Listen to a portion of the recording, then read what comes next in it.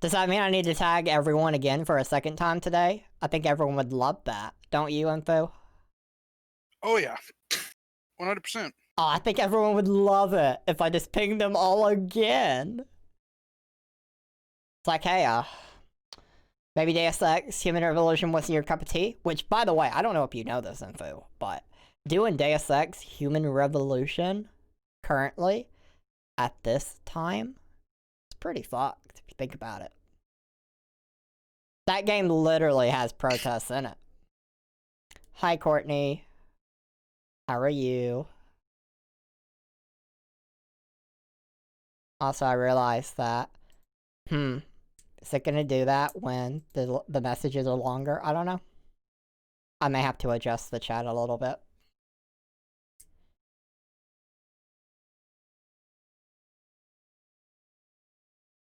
Maybe. Sting the no doing this short pre-show. Always gotta adjust something.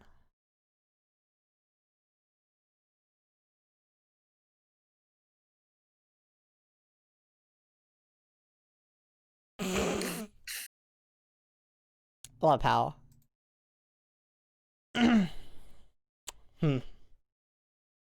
I'm very amused at this whole scenario. I am too. I do. I find it very amusing. I find it very amusing that apparently our manager, cough cough, don't know who that is. Just a logo right there. Don't know who that is. Doesn't know time zones. Which, to be fair, that was a struggle I had as well. Especially early on. Time zones were definitely a struggle. So, cause I had people from India, Australia, various parts of Europe. Where else? Flirty was from the Netherlands, right? Think so. I think so. Canada, He which sounds isn't like a big Netherlandian. deal. What?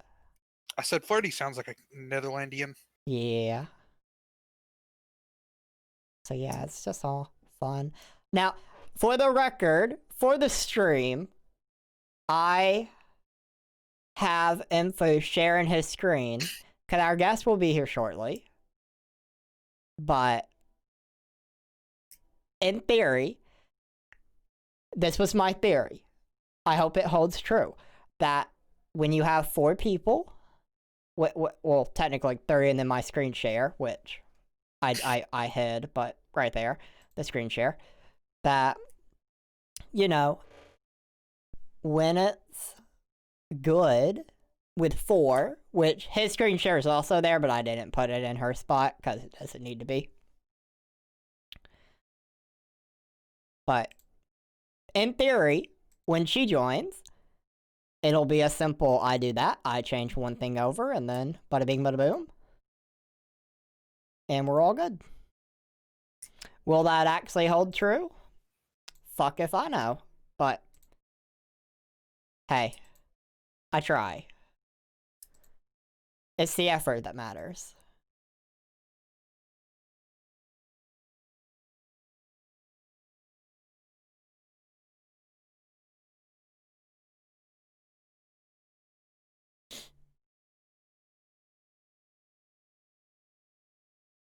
But yeah, I'm very curious. Oh, I know, I didn't actually. You know, I trollingly said I should add everyone again. I'm not going to, but it'd be hilarious if I did, just to hit him with a double. Fuck you guys, I'm going home. I have all the everyone pings. Just be like, add everyone. Good morning, just woke up. Yeah, dude. 30 minutes later, add everyone. Hello, I just ate breakfast. That'd be top troll. That would be top tier. Also, for the record, you can hear the chair squeak, but the stream cannot. For the record, I WD-40'd this chair yesterday. Fantastic. And when I mean I WD-40'd, I fucking hosed it. Around all the areas. And it made a different squeaking noise, meaning I did get it. I did get the right area. But it ignored the effects and just decided, nah, we're good. We're still gonna do our thing. Squeaky chairs are the worst.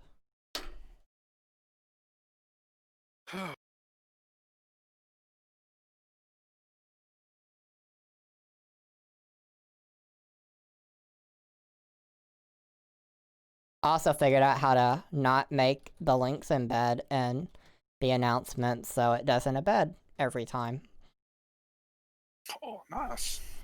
Mm-hmm. I don't know. I think it taking up less room is just for the better.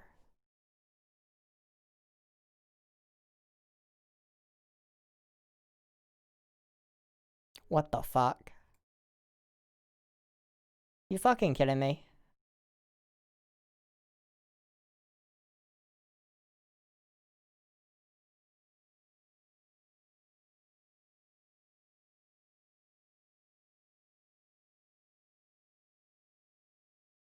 You fucking serious with this bullshit? What? That room and YouTubers, are you fucking kidding me? Oh, you talking about the Legion one or whatever? Legion? That is Legion? fucking stupid. My reaction is I want to quit immediately. Which Axel's heard a lot lately, that I'm ready to quit.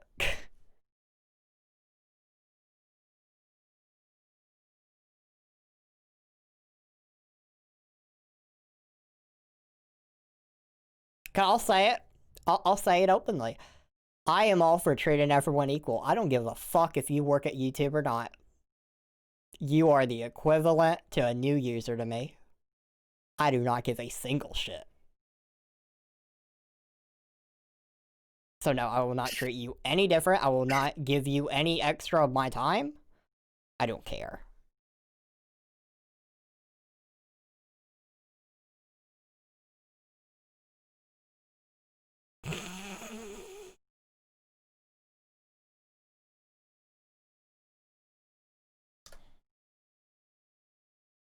Yeah, that is baffling. I've not looked at YouTubers today. I don't look at YouTubers often anymore. YouTubers is just a drain. I have better things to do with my energy.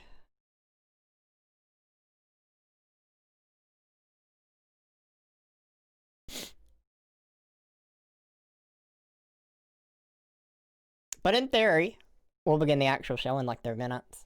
In theory. But it's just a theory. It is just a theory. It's hard to say. You never truly know. It's hard to say.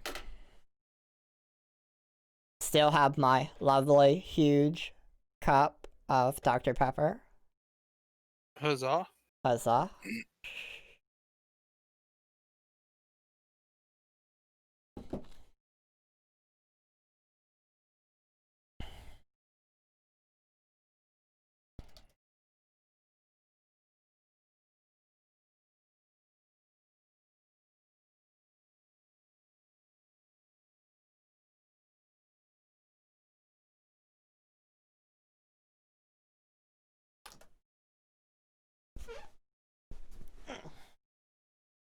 Yeah, I'm excited for tonight's episode, even if it is started not only later than normal, but late on the time that you and I were told.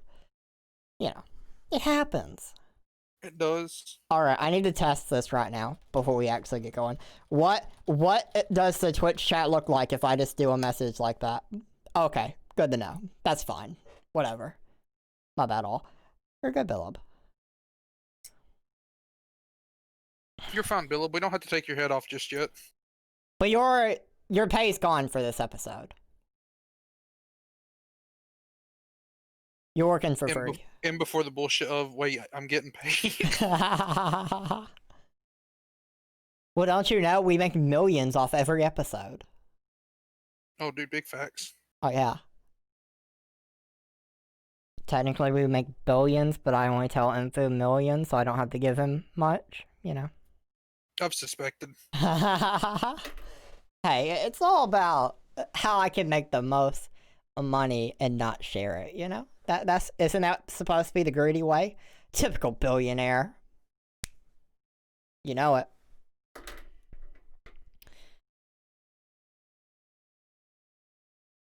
You know, that's a weird thing to me.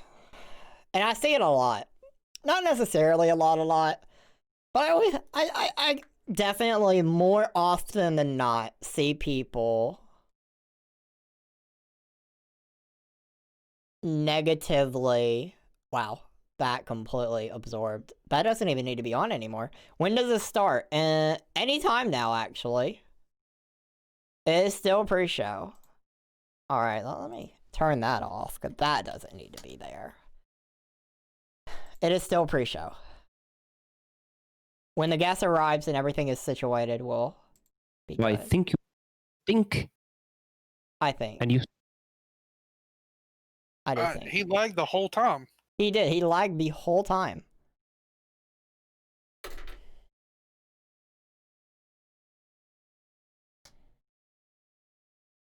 Apparently, it's required of me. You're gonna have to go now, though, Axel. Think. Yeah, you're gonna have to go And you now. suck. Yeah. Goodbye.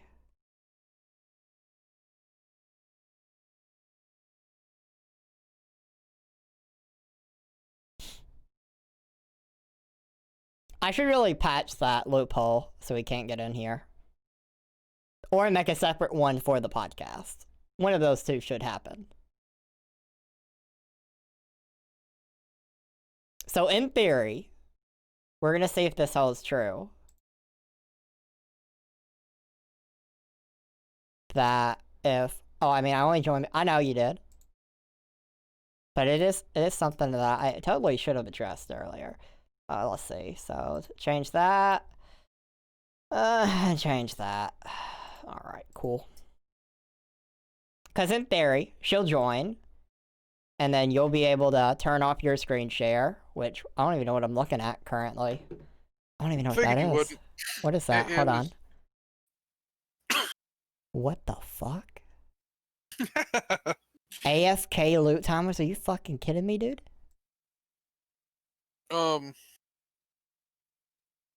Why? Why? Okay, so the way it works is when you get up into the higher stages past a certain point, if you sit on the campaign stage for 3 days, then it gives you gear course. Well, I guess it doesn't really have to be 3 days, but it gives you gear corresponding to how long you actually sit on it. And each one of these will tell you what you get when you beat the stage. Like for 2632, the one that I'm sitting on, if I wait for 4 days and 5 hours, I'll get a guarantee of this, 3 days for this, and so on and so forth. Hello. Hi. So you can turn your screen share off now so I can fix the layout info.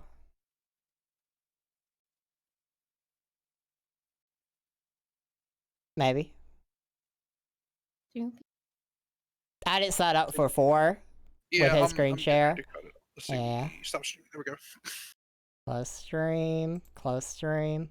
Beautiful. Now, in theory, that broke everything somehow. I don't even know.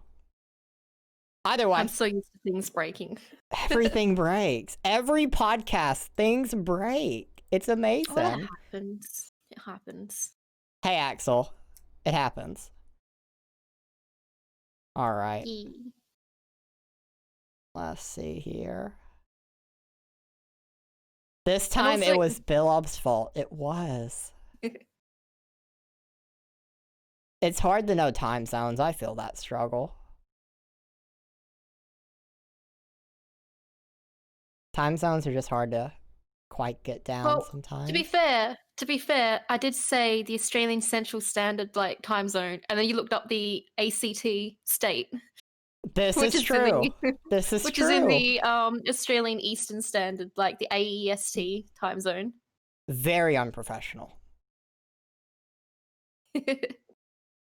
That's why I told him his pay's done for this episode. The $0 is gone. Yeah. Oh yeah. I will have cats running around in the background because Oh, I love the cats. Cats are great. you Kidders. say that, but like whenever I'm streaming or in a podcast or anything like that, the attention is not on her, so she kind of gets moody. And I have a chair next to me, which my cat normally sits on, but it's kind of occupied with all my junk right now because Gee, I how pretty much rude. sat at the computer thinking, oh yeah, I've got about 25 minutes before they start, and they're like, oh, I already started, and I was just like, what? No, what's the time? I have like 20 minutes. Well, to be fair, until Bill threw me under the bus for not starting the pre-show, because I was just gonna wait. I was just gonna wait it out. I didn't care. But he threw me under the bus. He placed blame on us? Excuse me? I had no part in the guest management. Is that Oh, well. the headset you're wearing? Is that the Razer Kraken Quartz edition? Yes. Got the same headset as me. That's what I'm wearing right now. Oh. Mine's pink. Because they don't make orange peripherals, apparently. So, I get on know, that game company. I wish they had more like colors to pick from because I was going to get green, but the pink was cheaper for some reason. So I was like, well, pink it is. Alright, so we're all ready? Believe so. Yeah. Alright, let me... Hold on. This is gonna bug me. It's already bugging me. Okay, that minimally fixed it. Okay, whatever. The glare from this monitor to the whiteboard, it was worse. And I can still see it because I'm focused on it, but if you don't know it's there, much less likely you'll notice it now, so. Okay. But, so we said we're all ready, right? Yeah. Now I am. Now that it's, the right time. Yeah, now that it's the right time, actually, you're good. Funny how that works. If scheduling just works out how it's supposed to, if time goes as it's supposed to, we're all good. I find it very amusing. Personally. But hello, everybody, and welcome to the 73rd episode of BS Back in the Shed. 73 episodes. Every time I say the episode number, it just hits me how long I've been doing this. October 2018 to now. That's a thing. But I am once again brought to you by my co-host, Info, who I'm not going to make fun of this week.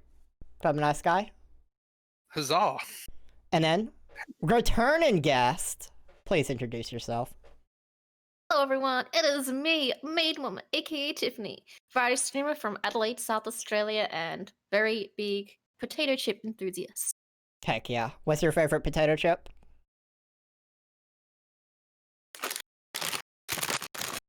Ooh. Nice. Gotta enjoy the potato chips. Kettle Himalayan pink salt chunky. Yeah, that sounds really good. Never seen that before, but I hadn't either. I've had sea salt though. sea salt? Yeah. Same thing. Clearly. We're Americans, that's why. This is true. This is true.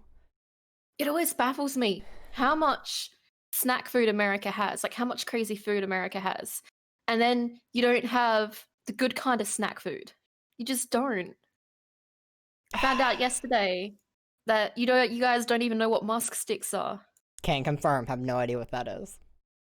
Musk sticks is a flavor. It's like a floral kind of like pink flavor. Oh, it's beautiful. I was like spent like 20 minutes trying to explain it to people last night and no one was understanding. I just gave up.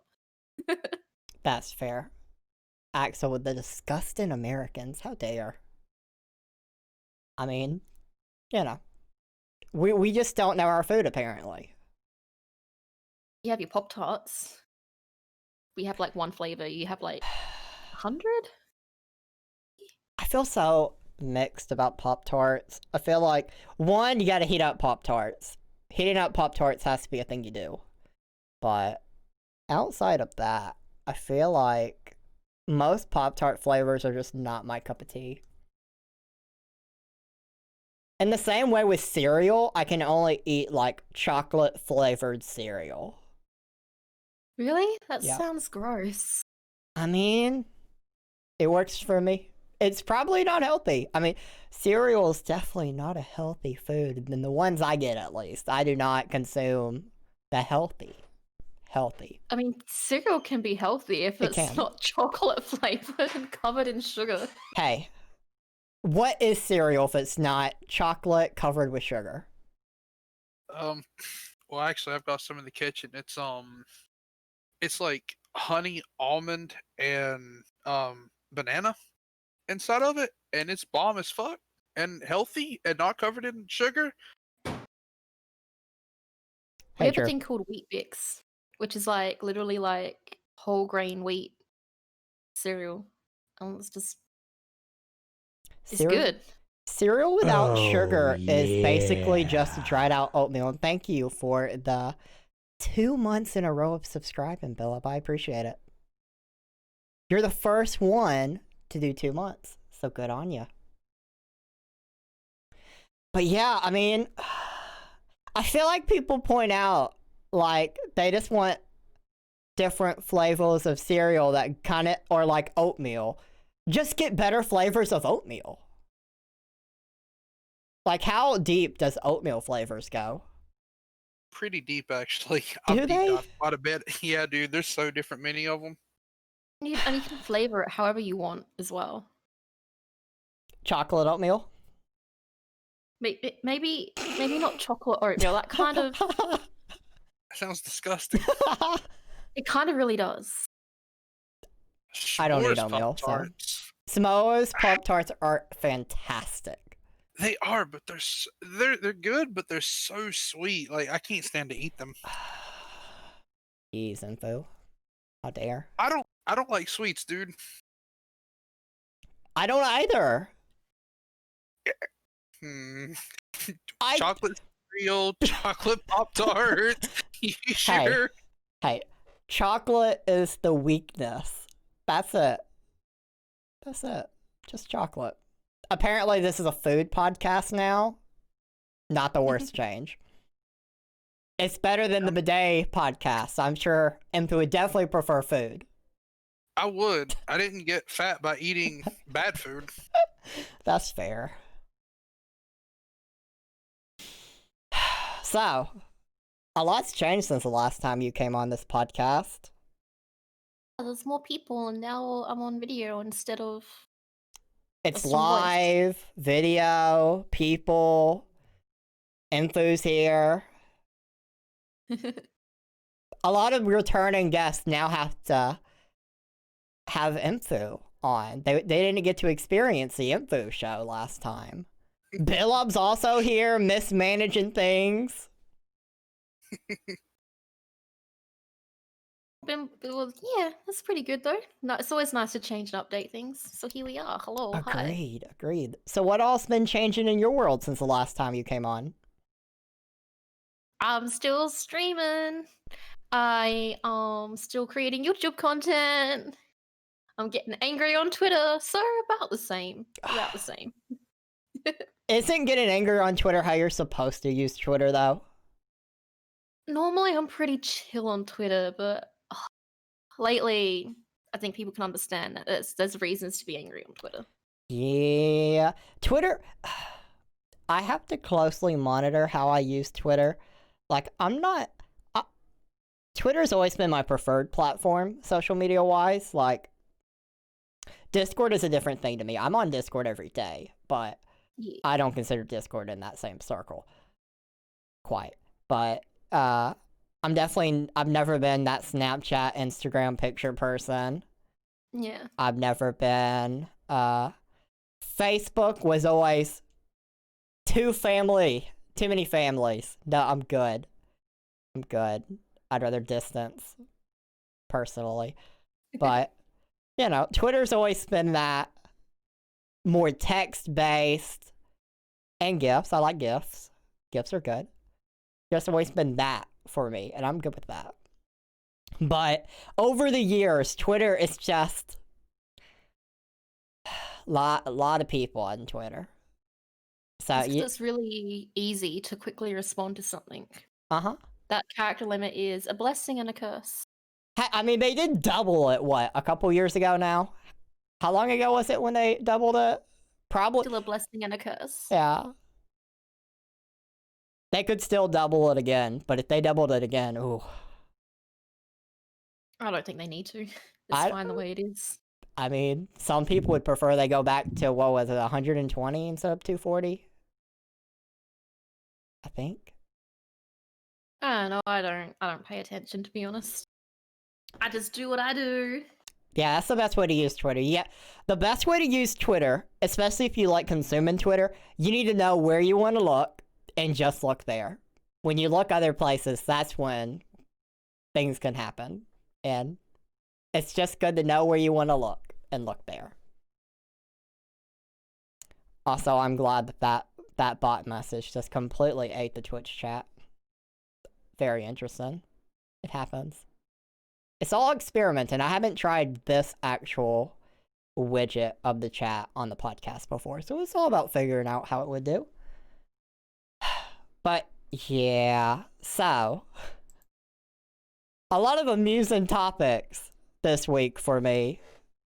And continuing off last week's theme, because last week we had this discovery of the 10th dentist and unpopular opinions and figuring out, one, which of them actually fit the theme better and how they fit the theme better. And our conclusion was that by unpopular opinions, you need to sort by controversial to get the true unpopular opinions on that subreddit. But on the 10th dentist, they more pushed that if you disagree with this, upvote it. Don't downvote it, upvote it.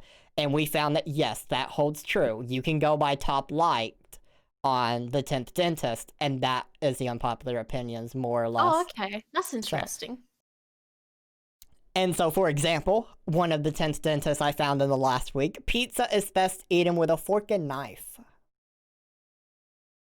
I roll it up and then eat it rolled up.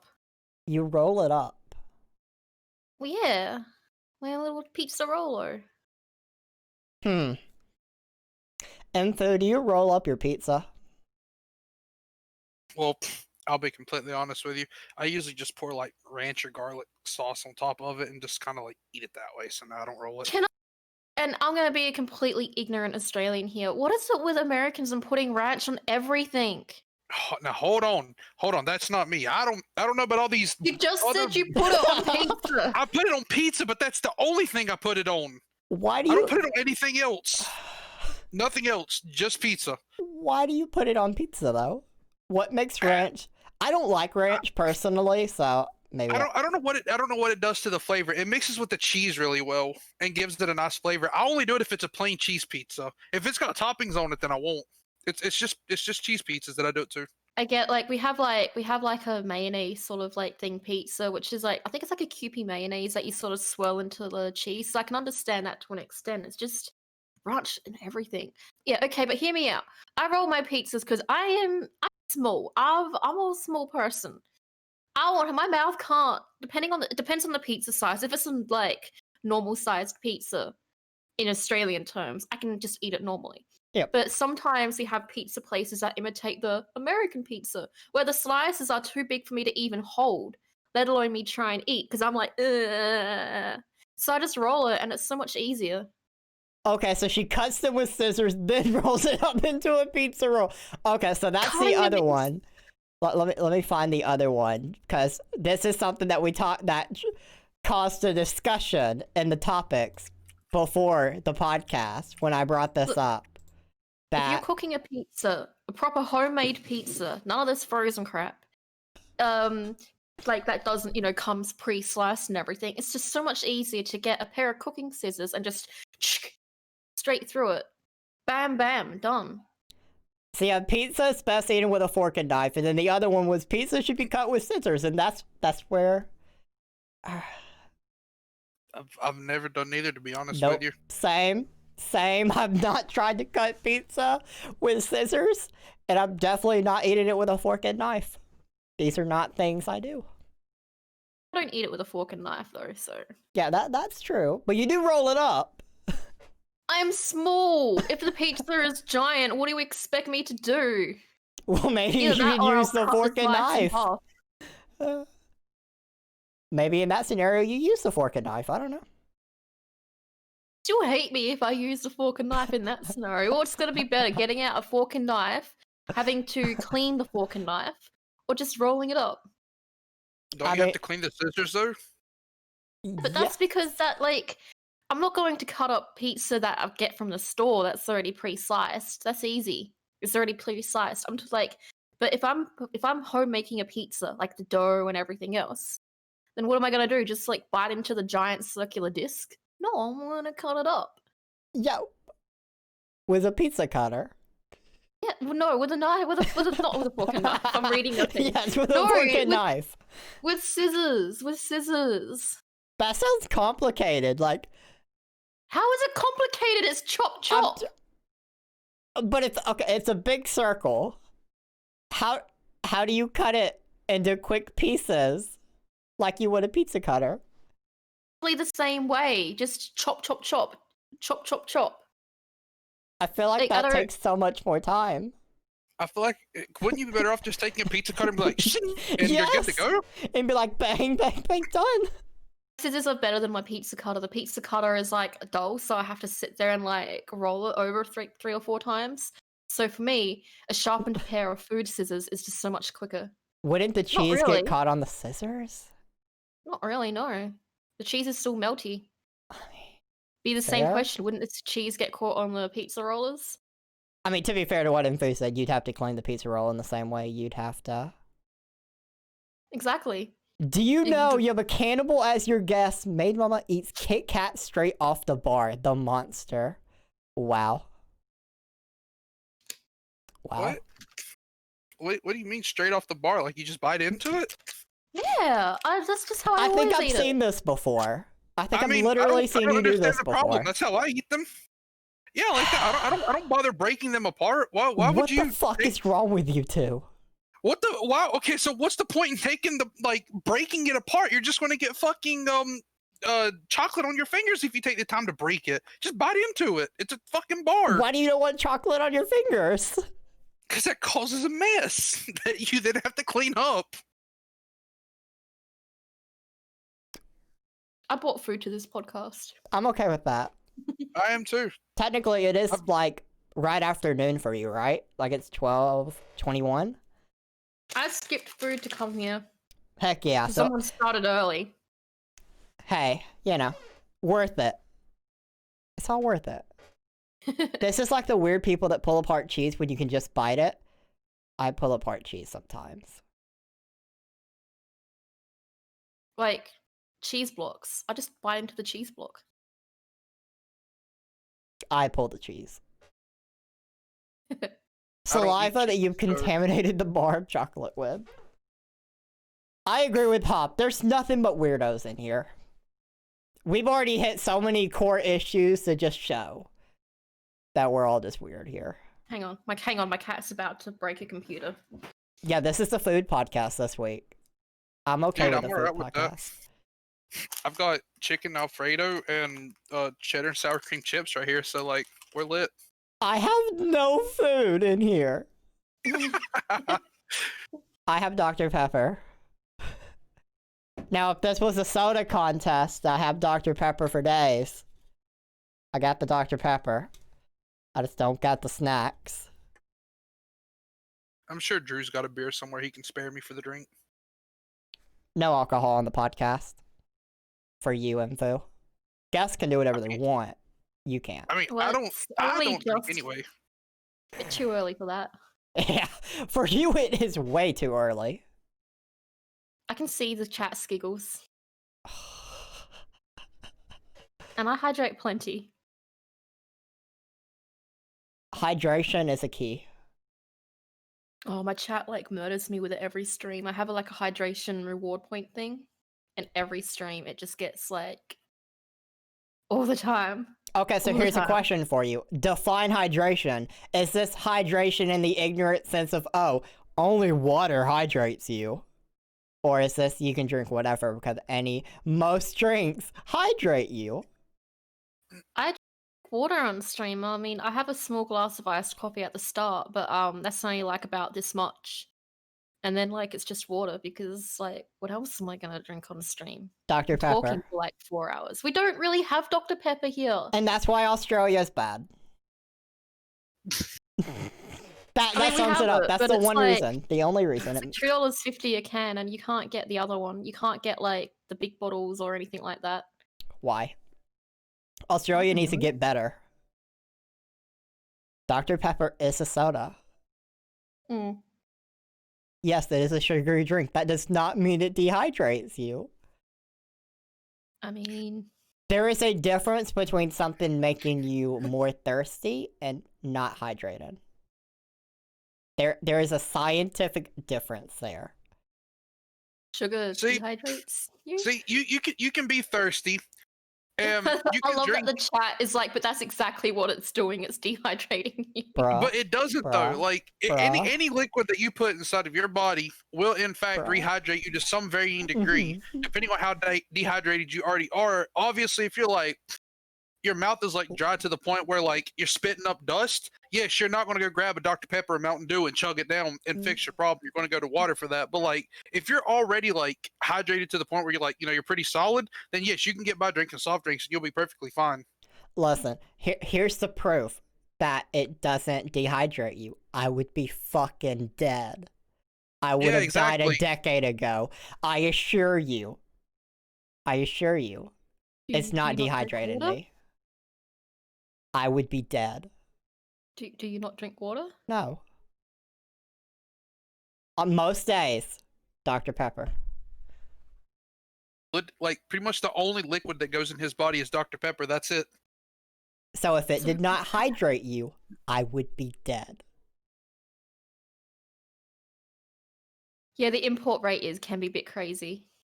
Good old Australia. Are your poops solid? According to Google, bruh, fine. You want to go down this road? Okay. We can go down See- this road. You can Google and find whatever answer you're wanting, but like the fact of the matter is, if it dehydrated you, Wes would be dead. It's all he drinks. I fucking assure you. It all depends on the link. The link you want to go to. Different links say different things. And to be fair, I could just pop open links right now that gave my side. But that it's the same thing that you just did. You looked for your answer. I would look for mine. Dr. Pepper To has be sugar fair, and dehydrates you. I've also talked to my doctor before about soda and like different Like- things. Soda itself, yes, the sugar in it is not good for you, not in any shape or form. This is very true. Yes. But the doctor himself even told me, hey, yeah, this stuff isn't going to kill you, but I mean, well, if you drink like way too much of it without exercising and all this other bunch of bullshit, then yeah, you'll eventually die. But like, pretty much, he told me, he was like, yeah, it's not going to like dehydrate your ass. So I asked him, I was like, because at the time I was only drinking soda myself. Like that's all I drank was like Mountain Dew, Coca-Cola, Dr. Pepper, any form of like Drink soda. I'm drinking right now. Oh, I only drink water now. That's the only thing that I drink now. But back then, all I drank was soda. Hey, I have a new channel point goal because I am trying to lose weight now, but I'm a stubborn person. And so I decided channel point reward. If I gain weight, because you can stay stagnant on weight and that be a normal thing. That's a thing that can happen on a week-to-week basis if you just weigh in once a week. But if I gain weight and someone renews that channel point reward, I'll not drink Dr. Pepper on stream. You gonna drink water instead? Yeah. Yeah. Like a normal person? Yeah, I'm willing to do that. But I guarantee that day will not happen. Not yet. One, because I'm not trying to get down to like... Technically, I'm still within a normal BMI, but like, if you plus point... Well, technically, this would be different for you, right? You don't use pounds in Australia, right? Alright, well, I'm just like right there. If you added a little bit more weight to me, I'm at the overweight point. But I'm just right there below it. And I don't like being that close to the line, so I just want to get myself back on over. I'm gonna have to argue with Skiggles here for a minute because I've got this big ass cup in my fridge, okay? and I've filled it up before with soda, and I fill it up with water constantly, and it takes me longer to finish off the soda than it does the water most of the time because neither one makes me feel thirsty after getting done drinking it. I don't get thirsty faster from one than the other. Mm-hmm. It simply doesn't do that. Like Agreed. if that was the case, then like I would be down in bottles and bottles of the shit. Like when I Agreed. get a soda, I can drink on it all day long, and I get no thirstier after drinking it than if I'm drinking water. That's bullshit. And the thing is, there's a recommended amount of water you're supposed to drink in a day. I don't drink that in Dr. Pepper in a day. Like, even at my, like, most unhealthy, I consume more cans than I do on the average day. I still don't hit that point where I drink that much that you're supposed to recommended of water. So, you know.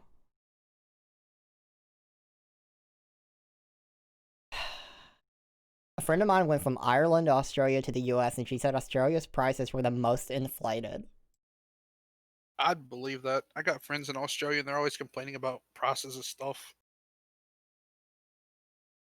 We do have a higher like base wage because like we actually pay our workers. I wouldn't even call it a fair wage, but in comparison to America, it's a fair wage. Yeah. So in that point, like the prices are sort of matched that, but at the same time, the prices have continued to raise where our wages haven't, that's what the issue is. I think pretty much worldwide almost. So yeah, Australia's things aren't super best. The best.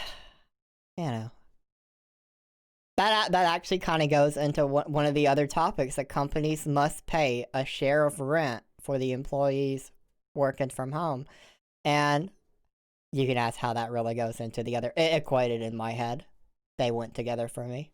So it popped in my head. And the Switzerland's top court has ruled that employers are required to contribute to employees' rent payments if they are expected to work from home. And that's such an interesting development to me for a country to do. It makes sense to me why they do it. But apparently, an estimated a monthly compensation of which it'd be like 154 American dollars, which I don't know what that would be for you. Like 300 Australian dollars. A dollar is really bad at the moment. Yeah. So not nothing. It's something. I don't know. That's like a substantial amount. That's like a good week rent. Yeah, it's actually something, and I think that's pretty cool. I think that's definitely a good direction for a country to go in when it comes to you're now working at home. Now you don't have this expense, but you still have the expense of being at home, and you're probably using, for example, most jobs that you'd work at home probably are going to require you to have the internet. So maybe you had to upgrade internet packages to accompany that.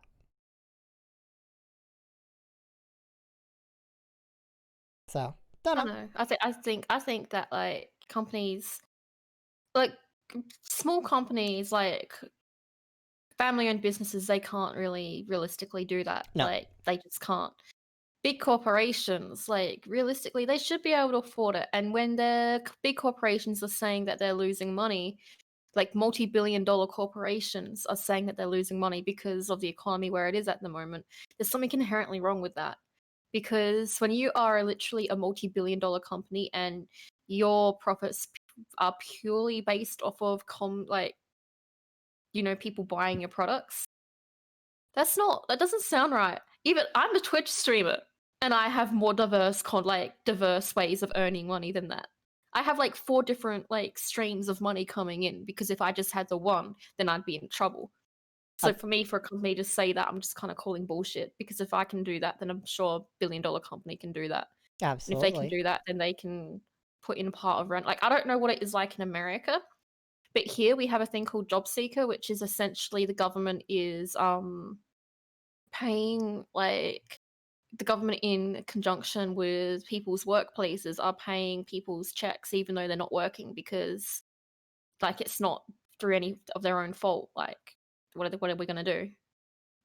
Some companies are a little bit more dodgier than others. Like my partner, he works at the Adelaide casino, and you'd think that the casino of all places would have the money, and it does have the money, but it's also being the most dodgy in terms of like payment.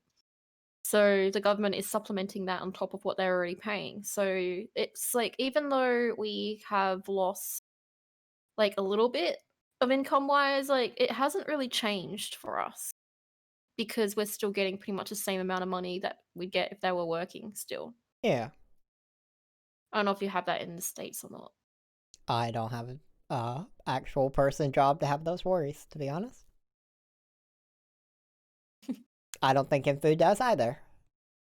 Not at the moment. What are your plans for that in food? Do you plan on going down that road, or what are your plans? So before this whole coronavirus bunch of gobbledygook bullshit decided to shut down our culinary schools here in the U.S., I was going to get set up and attend culinary classes and become a chef. Ooh. And yeah, and then the virus hit. They shut down our schools, and like I looked into like I was like, hey, can you still do the culinary classes online? And they're like, no. Yeah, you can do those ones Yeah. online. Yeah, it's like it's one of those that like you kind of need to be there in person because like they teach you how to cook and like obviously you have to make it with the instructor and stuff like that. They tell you what you done wrong and shit, and it's kind of like, well,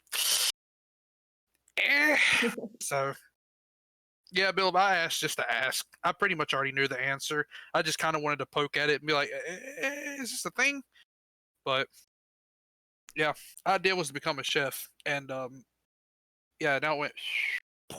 Do you plan on exploring that later on, though, when things return to whatever it can return to? That's the I had. Yeah, I kind of want to. That's like generally the idea that I got going, but I don't know for sure, to be honest with you, because like here recently I've fallen a lot back into the old computer style that I used to do. I don't know if I want to do culinary or if I want to do stuff involving computers now because I don't know, I'm kind of torn on it. Well, You could always do a short culinary course. Like they have courses for like specified things, and you could always just do one of those. And I think that some of them go for like maybe a couple months, and then you can get a taste for it before like going into a full like 2-year sort of school. Well, the thing is like it's not so much like I already know that I wouldn't be happy with it because I cook constantly. It's like I love it. So I wouldn't Yeah. not be happy with it. It's like it's more along the lines of I don't know which one I want to do more per se because I enjoy both of them a lot. I mean, that's fair. At least you have actual job ideas.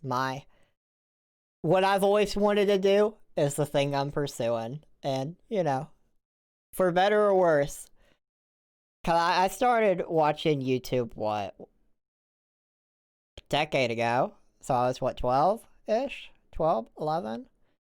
Somewhere in there, depending on the month. And that always grabbed me. That grabbed me. I knew content creation was the road I wanted to go down. And that was always an interesting thing in school, because it's like, oh, what do you want to be when you grow up? Well, high school's not going to cater to that at all. I wanted to be a butterfly when I was in primary school when I grew up. Nice. We had a thing. I remember, I think I was like 5, so like it would have been like the first year, like reception. So the first year of primary school, where they asked us what we wanted to be when we grew up, and I said a butterfly. Did you accomplish this? I've dressed up as, I guess, butterfly-esque things for events, so maybe? You gotta go. You gotta fully embrace it. You gotta fully be the butterfly that you always wanted to be. I got paid to do that, so technically I got paid to be a butterfly. So technically, you made it come true. Achieved. Good job. No, I wanted to do. Originally, I wanted to do teaching in other countries. So I'd planned to do that, and I'd actually gotten into the university course to do that. But then I had a lot of bad stuff happen, so I decided to defer for a year, and then I kept deferring, and then I just sort of went, it's a bit like I kind of told myself it was too late, even though it wasn't. Then I was like, oh well, because I mean I've always loved cooking as well. Like I love cooking, I love baking. Like that's what I've started with YouTube on baking and cooking, although those videos are now sort of hidden for subs only. And did a few other things. But unfortunately, with my health the way it is, I can't actually physically work. So anything I do is essentially has to be from home, which is disappointing. But sometimes life just decides to throw you curveballs that are coated in like lemon juice and barbed wire and weigh like, I'm trying to think of what the American things would be. I don't know, 30 tons. You have to catch it. And then you don't catch it, and you're damned if you do and you're damned if you don't. Yeah, pretty much. But it's fine because like you just got to keep on adapting to your situation. So I still got to do the things I wanted to do in life. So I've ticked off pretty much everything off of my bucket list. I'm still in a good place. So whilst I do think about some things and what I could do, I get sad. Especially because I'm living with my partner. We're trying to save for a house, Australian or dream or the American dream or whatever. But like, and then you realize that I can't contribute as much financially because all my income is essentially from online content creation, which is good. Like, I can't complain about the money I get because the money I get is okay, just not okay enough to like put all this extra money aside for all this other stuff. And it does get to me. But, what can you do? Sometimes you just have to make do with what you have. Yep. As long as you're at least trying. Exactly. That's all anyone can ask. 100%. It's all about the effort put in. And, it's like with your situation currently. I mean, things can always just keep going higher. Yeah. Pretty much. And I agree with what Rose said earlier, that high school doesn't really cater to the most things people want to do unless you want to go to college. And I always knew college was not for me. College, one, high school. High school and college are two fundamentally different things in what I would fail at with them. High school, I failed at the social aspect, but I'm also not a good test taker. I'm not a studier. These are not skills I'm going to have. I also do not believe in homework in any way, shape, or form. I never did it. Never would do it. If someone tried to give me homework right now, nope, not doing it. So, neither of those were really the big thing. But see, like, I don't, like, you correct me if I'm wrong, because again, ignorant Australian here, but like, it seems like higher education is so much harder to pursue in America than it is in Australia. Because here, like, and in going with the Honey Rose's point, we were like in high school, we're given so many options. We're given the options to, hey, you can go to university and pursue higher education if you want.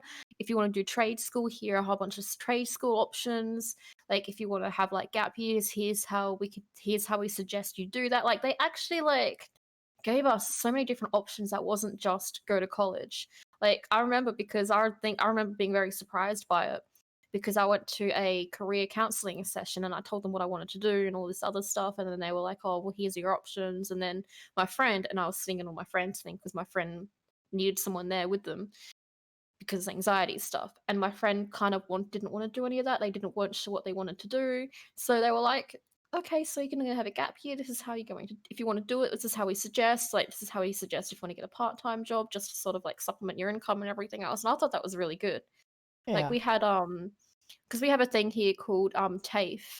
It's like, which is like essentially they offer like trade courses. Like, you want to become a hairdresser, they have those. You want to become a plumber, like they have so many different courses. I've done a whole bunch of them myself through there. They have language courses, trade courses. They have courses that can lead you on into university courses if you want. So you can like do one of those, for instance, if you don't get like a high enough grade in high school. You can do one of those courses and you can go into university the next year. But then I see all these things. And again, this is just from me consuming media. So I feel like I'm a little bit ignorant here. But it seems like apparently the like good universities or whatever are hard to get into. Like, it seems like you guys have to jump through hoops and on fire and all this stuff just to get into one because there's a lot of competition and stuff. Like, here I don't know. We never really had that. Like, I applied because originally I also wanted to like sort of go and delve into psychology, not so much because I wanted to pursue it as a career, but because I was interested in it. Yeah. And that's like not easy to get into because like, it's hard. And I got into it, like they approved. They were like, yep, sure, here you go. And I was like, okay. But then I didn't do it. So oops. I said thanks, but I'm gonna not do it. But like, I just don't know. I just found it weird how much you have to do. Because like I've been like, talk to people and they're like, and I'm talking to someone in one of my Discord communities, and she's like she's so young. She's like 15, and she's stressing about uni, and she's like, oh, I need to do this and this and this if I want to get into like college. And I'm just sitting there thinking, I didn't do we don't have any of those extracurricular activities or anything like that. We don't have we have sports teams, but American school is weird to Australians. Freaking weird. We don't have massive sporting events and ovals and all that stuff. We don't have cheerleading things. We're just chill. We just chill. I Like, definitely it's think crazy. I definitely think a lot of people fall in the like hops category as well, where their parents more or less force them into college. Luckily, on my end, I mean, luckily, I bounced on the right ship that was okay with what I wanted to do. So I didn't really have that stress. But if I had not hopped on the correct ship and I was still with my father, that would be a completely different story. Yeah. I would never have gotten any content creation done. I would have had to pursue anything else, probably. Was the road that was going to go down. I didn't know what I wanted to do, so I changed my degree like 3 times, so I'm still looking for a job. Whew. Yeah. That's rough, Hop. I mean, that's a lot of people's college life, though, because I feel like most people are not in a place to be like, okay, this is 100% what I want to do. This is what I want to do for the rest of my day. This is what I want to make my career for the next few decades over. I feel like most people are not ready with that when they're 18 years old. I think you need some more time. But they're all about rush, rush, rush, go, go, go. I just think that's bad. I just think it's crazy that you're expected to know what you want to do at the age of like 16, 17. Yeah. For the rest of your life. I'm just Even like, 15 in some scenarios. They want you to know. And it's, how do you make that decision when you're so... Excuse my tippy tapping. It's all good. It's so baffling. Yeah. Some people don't even know about trade schools and apprenticeships. Yeah, I know, right? I mean, my knowledge of trade schools is not much either, but to be fair, I never looked into it. But, you know, education's just a weird road that they put you on. I've bitched about our school systems and I've griped about them, and I've all but like I've all but cussed out our school leaders around my area. Like, this shit's it's at the point where it's just so ridiculous, because it's like, if you don't have the money, then you're not getting in. If you don't have the grades, you're not getting in. And hell, even if you got one and you don't have the other, you're still probably not going to get in. And it's like they expect you to have like these absolutely perfect grades. They expect you to focus on they expect you to focus on all this homework, keeping your grades up. Then they expect you to like have like the job on the sideline to keep your like income up so you can like pay for it and shit like that. And like pretty much from like the expectation is from like the age of like 18 to like until you're pretty much dead. They expect you to like give your soul to the machine of eternality that is fucking America, and it's so stupid. Oh well. Yeah, I mean, I'm glad I avoided all that fun. I mean, I would never have gotten to any college anyway with my high school grades. I just was too out of it. I was too out of it to do well. Like, I peaked in 5th grade. Straight A's in 5th grade when I was like, what, 10? I peaked at 10. After that, it's all went downhill. Vera dropped out in year 11. Interesting. How do you think that decision has gone for you? Kind of dropping out. It definitely has a interesting thing, depending on why you dropped out, if it led to a good or bad road. Sort of good. At least it's not totally bad. here, like, you can be pretty damn successful dropping out in high school. I can't say the same for America, but here we're given. I'm not gonna say a lot of good options and stuff because nowhere would is perfect, but I feel like we get decent things because yeah, we get like more options, I guess, than go to uni or don't have a job. But yeah.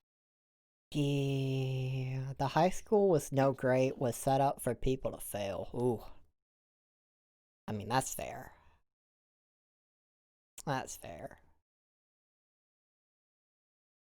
So, to bring it to a topic that I am baffled by, 3 young brothers let a black widow bite them in the hopes of turning into Spider-Man. And so, for people that may not know they're spiders, this is a black widow. This is what people thought, well, 3 young brothers thought could make you Spider-Man. Just let Redback a spiders here. just let a black widow bite you, you know. I just think I don't know. They're obviously not Australian. I can tell you that. Australia, I have one of those. I could I not have one of live in those living in Australia my with your letterbox. bugs. I couldn't do that. I couldn't live with all your bugs in Australia. Nope. Actually, have one of those living in my mailbox. Mm-mm. Couldn't do it. I'd never go in that mailbox. Harmless, mostly. Just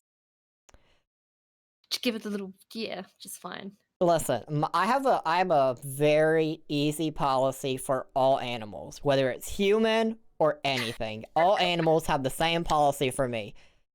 Do not trespass in my room. This is a simple request. I mean, I've been bitten by them before, and I haven't been to hospital.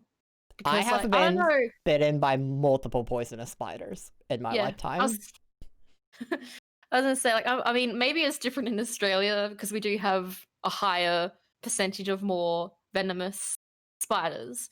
But I've been bitten by. I don't know how young these kids were as well. Like, if they were young, then I could imagine them going to hospital. But I've been bitten by a redback spider before, which I guess you guys call them black widows. I was sick for a few days. I was very sick. I was vomiting, and because I got bitten essentially right here. My hand was swollen and red and puffy, and there was a bit oozy and stuff. I always get bit in the hand. I think the 3 most common places to get bitten by redbacks here are the butt, the hand, and the foot, because they hide underneath toilet seats and shoes, and of course in letterboxes and stuff like that. Okay, an example of how much of a paranoid person I am. There is never a scenario where I go in my bathroom at the toilet and I do not investigate that whole area. I do not take that chance any day of the week. Doesn't matter. I will not take that chance. I will investigate first to make sure there is no spider. You don't want to be Spider-Man? No. Spider-Man, Spider-Man, not my life. Story, Beard. I mean, if I was Spider-Man, at least that's probably a lot of calories burned. Does this article say how old these kids were? Yes, the report said the boys ages 12, 10, and 8 found the spiders while herding goats. Oh, no. That's a prime time for a bad idea. Yep. That's really young. That's so bad. The boy's mom found them crying, so they rushed the siblings to a nearby health center, which transferred them to a nearby hospital. I've been bitten by white tips too. Yeah, they were fine. I actually had less of a reaction from a white tip spider than I did from the redback. White tips get a lot of flack for being so there's a lot of rumors about white tip spiders about how their bite causes necrosis and everything else, but they're not. I don't think they're not as bad as redbacks in terms of venom. It's just they get because I think there was a certain couple that were carrying certain bacteria, and it was the bacteria that caused the necrosis, not the actual spider bite itself. Yeah. Also been bitten by a white tip on my foot. It again it hurt. It was a bit puffy. I was a bit sick, but it wasn't as bad. The reaction wasn't as bad as it was with the redback / black widow. when you get bit by Spiders, poisonous Australia. spiders and it puffs up in that area, does that stay for a while? Like the first one I got, like the second one I got, it went away and there was no, you couldn't tell I was bitten there. But the first time I was bit, like even though it went away, it was like almost a scar of it being there for the next like 3 years. Oh yeah, I still got the scar on my foot from where I was bitten. My hand, like, my hand's fine. Like, there's nothing on my hand. Yeah. You would never have known. But I still have 2 little tiny marks, and it's like a little puffy where the mark is, or the white tip. But I also think that's also part of my. I have a skin condition called neurofibromatosis, and I have a feeling that my skin just decides. And what you get, like, I get random lumps growing all over my skin. It's essentially like bone-iron, like, growths, which can become cancerous, but blah blah. It's like fibromyalgia. I'm not going into the detail here. Just Google NF1 and you'll get your answer. But like, TLDR, I get little tiny growths all over my skin. I think I got a growth right where I was bitten, just out of pure coincidence. So it looks worse than what it actually was. But yeah, spiders. Skin stuff is the worst for me. Like I have eczema, and I feel like I've known a few people, like in person, that have eczema. I've not met anybody with the eczema I have. Mine, just a constant pain in the ass. Or I guess you could say a constant itch. To the point where I have not one for one thing, and then another for another thing that I always have at my desk at all times, just to try and deal with that. And I always have to have these eczema relieving, or but eczema, it dries out your skin. So one bottle is to help re-moisturize that part of the skin, and the other is to help get the itchy side to calm down. So I always have to have 2 at all times around me. Skin stuff is the worst. Yeah, woo. Yeah. Having it all over can be a bad time. Also, apparently, shout out to Dell Support Assist, because they feel like right now my computer is idle. I would love to know what part of what I'm doing on the computer right now, whether it be actual streaming, me browsing Chrome, what part of that would you guys consider to be idle? Oh. Because I don't know what part of that is idle at all. All of it. You are the idle master. Apparently. So, this one came from unpopular opinions that smartphones should have a minimal legal age. I don't get it. I think What do you that mean? the person put in the article, I think that constant access to smartphones from a young age can form unhealthy behavior patterns. Access to adult websites, constant access to social media, and access to apps. Yeah. So I thought you were talking about the age of the phone itself, and I was like, no. what? People's No. should not be able to use. I think it's like phone screen time, all that stuff can be great for learning if used moderately. I think just moderation is key. I personally don't. I mean, I never got a mobile phone until I was 14. But then again, back then when I was that age, smartphones were literally Nokia 3315s. Like, we didn't have back smartphones. In your day. We just had, back in my day, we had little bricks. And like, I never even had the internet until I moved out of home, because we just first of all, we couldn't afford it. Second of all, Mum's like, oh well, we can go and do what you need to do in school. I think she was really shitty with the school expecting everyone to have internet, because I mean, I did all my homework at school because I just had the time. I did my homework in my free lessons because I didn't. What am I going to do? Okay, I know what I did. I would walk down to the shops and buy food and bring it back and sell it for an upscaled price to people at lunch. I didn't know with Dr. Pepper in school. We don't have Dr. Pepper, but anyway, case in point, like, I think, yeah, you should limit your screen time. I don't think kids really need to have. Maybe I'm not with the times or the ages, but I don't think you need to really. If you're 10, you don't need a phone. Like, unless you're going out and all that, because like I just feel like at most you can have a phone to like call people with and stuff. And I get that these days essentially a smartphone is the basic phone, like what the 3315s were back then. Like that's just your basic phone. But like Yeah. I think you can limit them. These things have people. If you're smart enough, you know that all these phones do have parental guides and accesses and everything else that can essentially stop people accessing these sites. And I think if parents were smart, not saying that they're not smart enough, but I'm saying if they were Aware. versed enough and aware to use these things, it wouldn't be exactly. Digi. Parental control is a thing, and if they utilized it correctly, it wouldn't be a big issue. Like it wouldn't be as big of an issue. I also think if you just, and I mean at the young age of like say like 7 to like 12, most of the time you should be aware of what things are doing, kids are doing and stuff, right? Like you'd know where your kid is 9 out of 10 times. You'd hope. And I think with that, you'd still have the control of, hey, screen time is a couple hours a night. That screen time can be TV, computer, phone, whatever, but you've got a couple hours a night. I mean, my take on this is that, I definitely think parental control is definitely a thing that should be with most people, young people's phones for a while. And then once you get like, I think the high school, like what age is that? Let me think about this for a moment. 13, 14 here? I mean, we don't have middle school, so yeah, I'm we go trying to from primary to process high. what age that would be, but that would be what, like, 13-ish? Yeah. Around there. Which I guess may actually be the logic of like most internet things where it's like, oh, you need to be 13 years or older.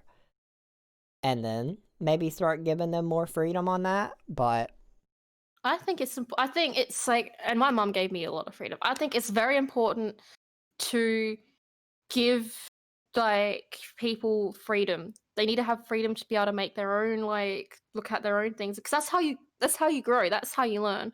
In saying that, you do need to monitor it to an extent, especially young like people on social media, because they're not aware of how bad things can be. I mean, I have people coming into my chat all the time who are like, because they know I play games like Animal Crossing and Pokemon, which do have a younger audience.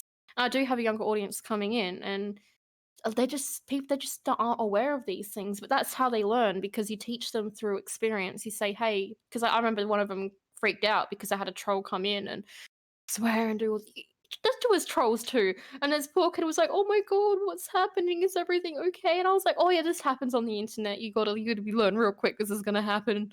welcome People to aren't the nice." internet. Yeah. So in that sense, I think it's important to give people freedom. Also, because if you give people freedom, you're showing your child that you trust them.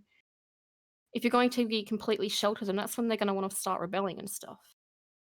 That can be Yeah, worse. I could definitely see that. I mean, it's the same way, like, if you just completely shelter them until, like, they go to college, and then that's when they're starting to get their freedom, they're gonna go wild, because they've not had that. You need to ease them in, and not just be like, okay, all these things you haven't done, go out and have fun on your own. Pretty much. Also love the cats in the background. Love the all the cats. Yeah, it's just I got two of them. They're floating around. They're like, "But you've been there for an hour. Hello, where's my attention?" Come on, it's only been an hour. We need our time now. They do. Well, generally, this is the time that they get the most attention, because this is the time I'm like generally the most free. So they're probably like, How dare? "Hello." How dare these evil people over the internet take our time away from you? How dare? Oh, damn. I'll tear indeed.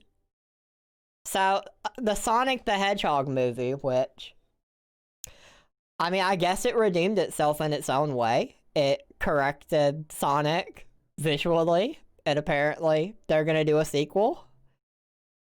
I didn't expect they'd do a sequel, if I'm being honest, but I haven't seen it, so I haven't either. But the model does look a lot better now. I will give them that. The model looks better of Sonic. So, I mean, I guess they're doing a sequel now. Yay? Yeah, I guess. Info.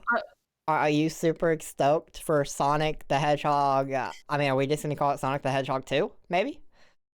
I don't even know, dude. I haven't seen the movie, so I can't comment. I mean, I want to see the movie, but unfortunately the movie came out right as things are beginning to sort of like close down and stuff, so I didn't get to see it. Yeah, I mean, that definitely impacted. 2020 has been such a long year, and it's only not even halfway. It's not even halfway done yet. So much has happened. Mm-hmm. And like everything, like using the podcast as an example, like before everything hit, we used to have like so many different things of a variety of genres that you could guarantee, oh, we're gonna have this, this, and that. Once the virus hit, a lot of that died. So like gaming, what gaming news was there 2 months ago? That all got halted. So I mean, still, everything's not back to normal. It ain't gonna be back to normal soon. It's just what it is. Yeah. But yeah, Sonic the Hedgehog sequel in the works. They're gonna do another one. I mean, if they want to do it on all the games, although I don't think it's strictly based on a game, but if they wanted to do like, based on all the various games, they could just do that for a couple decades. They could milk it for a while. Introduce all the other characters and see how that goes, and then who knows? Make it into a whole franchise. Have some spin-off movies. It's a whole franchise, isn't it? I mean, like, it's comics. It's like a graphic novel. It's a game. It's a movie. Cartoon series. yeah. I call that a pretty decent franchise. I meant movie franchise, but you know. Oh, okay. Yeah. Sorry, I was like, oh yeah, franchise. I was like, huh? No, this is the start of Sonic, actually. Like, Okay. Sonic the Hedgehog is the first time anyone's ever heard of Sonic. Origin story. Origin story. We're building up now. Can't wait to see what wacky adventure Sonic goes on next time. That would be great. They just pretend nothing else existed. I mean, it's worked for every other Sonic game, hasn't it? I mean, Isn't that what they kind of do? Like, wasn't it like he's a werewolf and then... well, sometimes you have to stuff? go through different phases. Sonic just goes through a lot of phases. It's not more. Sonic is a growing creature. But yeah, I mean, another sequel to a video game movie. Tomb Raider, the newer Tomb Raider, not the one with Angelina Jolie, but the other one, the new one. I seen some of it again because I watched it back when it first released on Blu-ray, and I seen part of it again. And having just done like the Tomb Raider 2013 game that it was based on stream recently, I still feel the same way about the movie that I did. That it's not a bad movie, but if you look at what the story of the game versus the story of the movie, it's just so mind-bogglingly different that I get the changes they made. I definitely think there was good changes made in the context of you have to make this a movie, not a game. And you have to change certain elements to try and brand it a certain way that you're trying to go. I get that. But it's just so baffling to me. I'm curious where Tomb Raider 2 Yeah. takes it. I don't know if that's going to be based on the sequel game or if that's just going to be based on their own thing or whatever. Yeah. But I'm excited for that as well. I think that's actually all the movie topics I have this week. Funny enough. Do we enjoy waiting in line? Because that was another 10th dentist one that apparently waited in Anyone line. enjoys waiting in line. This person does. Let me explain. Waiting in line has a lot of great benefits in a lot of situations. Let's take the amusement park, for example. The amount of anticipation they get from waiting a 45-minute to even a 2-hour line makes the ride infinitely better than if they just hopped right on. At restaurants and movie theaters as well, you get the opportunity to think about what you want to watch or eat. Generally, you know what you're gonna watch when you go to the movie. I don't know anyone who goes to a movie and goes, I don't know what I'm gonna watch, because the movie times are all like already set. You're not gonna randomly rock up to the theater and go, oh, I'll just go watch whatever's playing right now. No one does that. And I'm sorry, as someone who has been in a line for 2.5 hours at Tokyo Disneyland, I can tell you it does not increase the anticipation. If anything, it made the ride feel like it wasn't as good because there was too much of a wait. And I was just like, this is dumb. I mean, the ride was good, like, don't get me wrong, but it wasn't worth a 2.5 hour wait. What is worth a 2.5 hour wait? Nothing. Nothing in the world is worth a 2.5 hour wait. I don't think so. Hmm. I don't think so. Probably food. I would probably wait. If it was like super, super good food, I'd probably wait for 2.5 hours. I mean, that. to be fair, like, food can take hours to cook, so. I'm talking about, we're talking about lines though. You're not like This waiting is for the true. food to cook if you're in a line. I mean, But even that's so, not I necessarily true. Depending on where you're eating, maybe they have to start it from scratch. Maybe it's homemade meal that you wait for at a restaurant. That takes 2 hours for some reason. But you're still in the line. They haven't then, unless they've taken your order in the line. You're still waiting before you order. That's fair. That's fair. I mean, if you were an efficient business, you'd be taking orders in the line. Some places do that. And then you're giving people the wrong order because some people ditched the line and left the store. But hey. I don't even think I'd wait for 2 hours as an Akamitsu there. I love Akamitsu, but I wouldn't wait 2 hours. What for is it. Akamitsu? It's a Gold Star Japanese restaurant in our city. It's like they've got like Gold Star like tempura and stuff, and they also do like donburi dishes and everything else. And I love it. I really do. It's great, and I miss it, and I want to go back there and eat soon. But like, I probably wouldn't wait 2 hours for it. And so, is there anything you would wait 2 hours for in line? Well, you're talking to one of them crazy gamers who used to go to midnight releases. I mean, there's been times where it's like 4+ hours waiting in line for that midnight release. So like, you already know, boy. And would you say you were bubbling in anticipation for the game as you're waiting in line? Yeah, that's why I'm there. Interested. Well, I think with this one, it's definitely going to be 2 disagreements and 1 agree. So, I would say that was a successful 10th dentist post. I mean, I wouldn't necessarily say that waiting in line for everything is going to make you go, oh boy, I can't wait.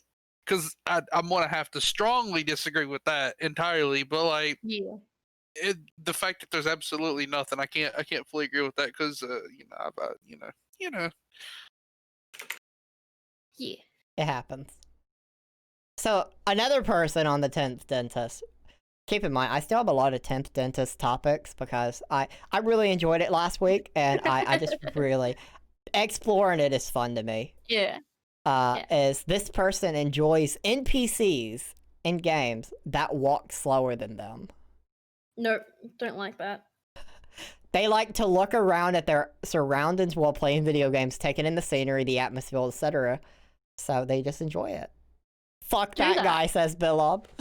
I already do that. I generally do that when I'm first playing the game or when I'm first entering an area. Generally, those NPC guide quests come after you're familiar with the area. So I'm just like, Yeah, I don't know. In fact, okay, I feel like NPCs, I don't want them to go too fast or too slow. I want them to go at the speed of the character. If they, I Kill want to the be in NPC. sync. I want to be in sync. Been good. Yeah. And Axel just kills the NPC and reloads. That's that's fair. You're waiting twice as long. I don't mind slow NPCs as long as they're not too slow. It's not the worst thing in the world.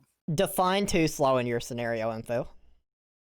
If I have the ability to get to the marker, back to the NPC, back to the marker, and back to the NPC again, and they're still about the halfway point, they're going way too slow. That's But fair. like, if I can get to the thing and I can turn around and they're still huffing and walking, I'm like, all right, I can wait for this. But like, yeah, they, can't be too slow. But like, I don't mind a bit of slowness because a lot of times like.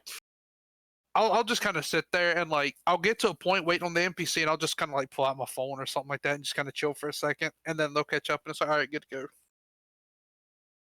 go. That's fair. I definitely do not like. I want to be in sync. Doesn't matter what speed, as long as we're in sync. If my character is naturally slow, let's go at a slow pace. If I can sprint, let's sprint. Coordinate. Be the same.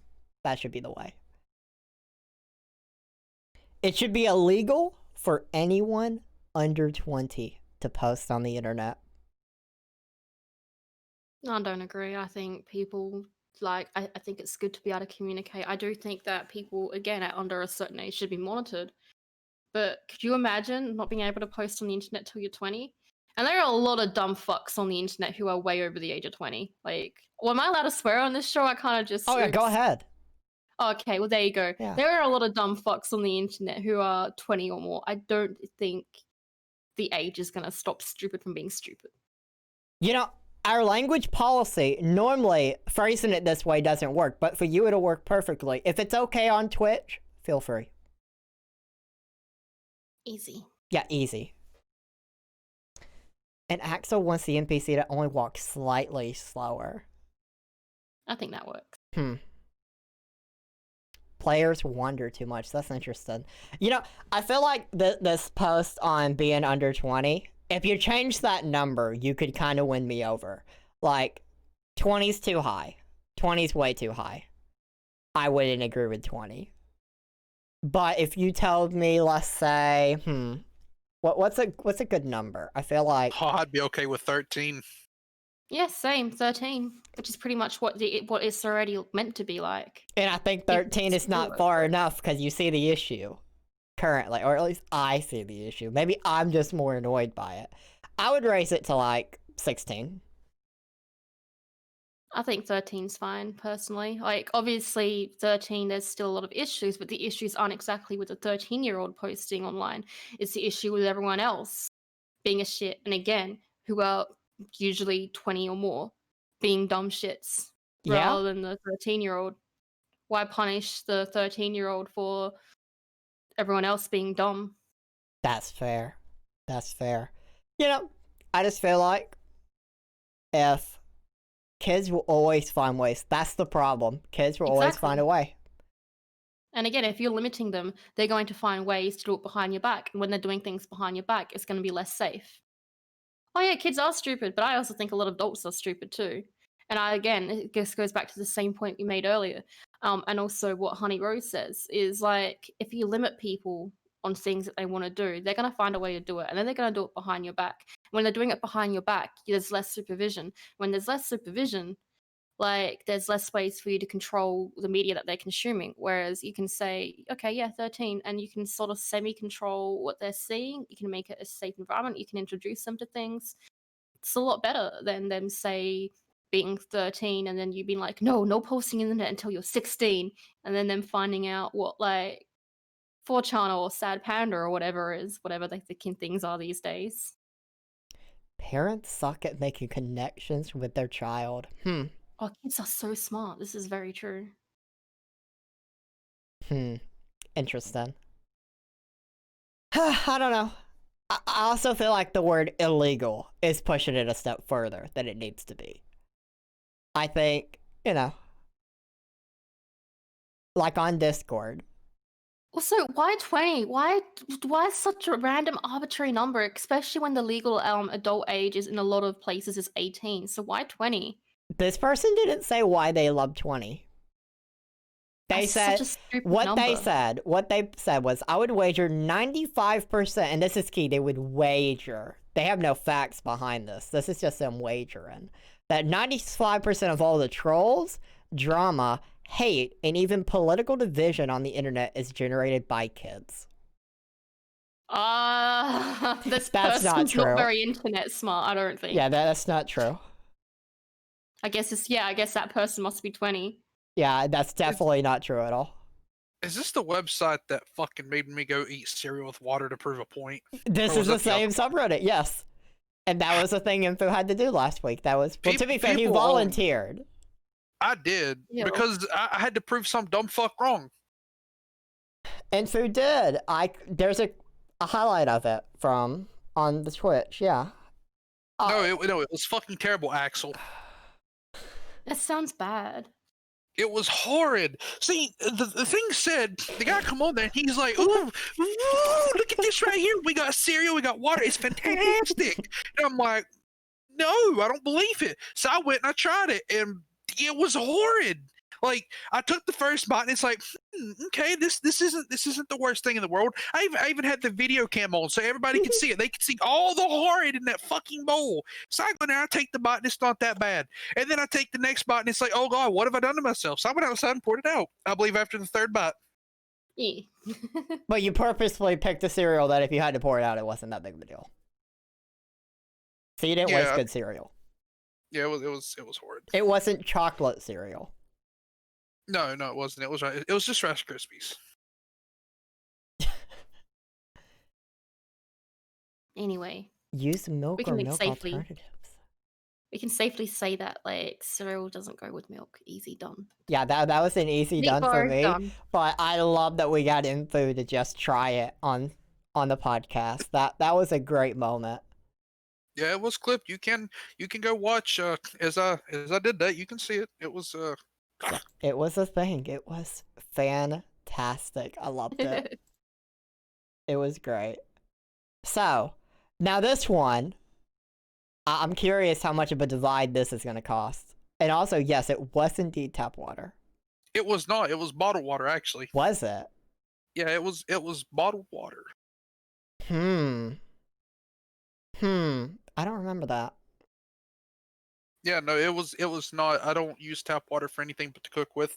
It was in fact out of a bottle, or it might have been out of my it might have been out of our fridge's water filter. Either way, it was not from the tap. Pretty sure it was from your sink. Nah. No. Ooh. Yeah, I mean, I literally have the video right here. It's. Yeah, I'm pretty sure it come from my fridge. That's interesting. Well, I'm gonna link it for everyone, so if they want to consume that, they can. But this person says they prefer the caps lock every time they capitalize a word. That's the only way I know. I can't imagine holding down shift every fucking time I want to capitalize something. I hold down shift because it's holding down one button and then releasing it is quicker than clicking a button and clicking it again when you're done. But I think that's just a personal thing, each to their own, really. Yeah, I don't think this is a big deal, but I can't imagine. Like, I was taught the caps lock way, or maybe that's just how Wes decided to do it as a kid. But I couldn't imagine. I was unaware that people actually use the caps lock button. Like, I've always wondered why they even still make those on keyboards. I was unaware that people actually used it. Yeah. Me, hi. But, like, I don't know. See, stuff like this, personally, is just nitpicky, I think. Like, if someone how is someone using caps lock instead of shift going to affect your life? Personally, like, and if this sort of thing is affecting you, like, where's using caps lock instead of shift? If this is going to affect my life, then my life must be pretty shit. I'm just saying. That's fair. Meanwhile, you've got Axel. He's like, I'd punch the guy. But yeah, oh. Also, I just looked back. Can confirm it was with the fridge where I Info figured as got the water. much. Yes, can confirm. Personally attacked. Yeah, I definitely don't think the caps lock shift thing is something that's like. It's not a big deal. This one's not a big deal at all, but I'm definitely on the camp of caps lock for the win. I couldn't imagine using shift. I mean, I feel like I just mess up a lot. I think that'd just be my reality. I just mess it up all the time. Right shift is definitely weird. I mean... I use left shift. I'm looking at my keyboard. I still think just caps lock. Left shift is definitely the reasonable thing. Left shift would be the reasonable compromise, but I can't imagine the right shift. I mean, at that point, you may as well just be using caps lock. That's another thing that I've always wondered why they still make is that the right shift key, because it's like I'm sure it why? has a use. People who Yeah, use to not right get used. shift are the type of people who drink water with their cereal. I mean, Heathens. drinking water with your cereal is okay. It's when you combine the two and consume your cereal with water is the problem. Yeah, I don't know who told that guy that it was good, and I don't know what made him decide that it was a good idea. But I want to take his head off. I've been thinking Off about with their that. head. Yeah, off of his head. It's coming off. Well, I don't think we offed anybody's head last week, so we had to do it retroactively. Yeah. You know, someone has to get it every week. Yeah. Otherwise, what's the point? So,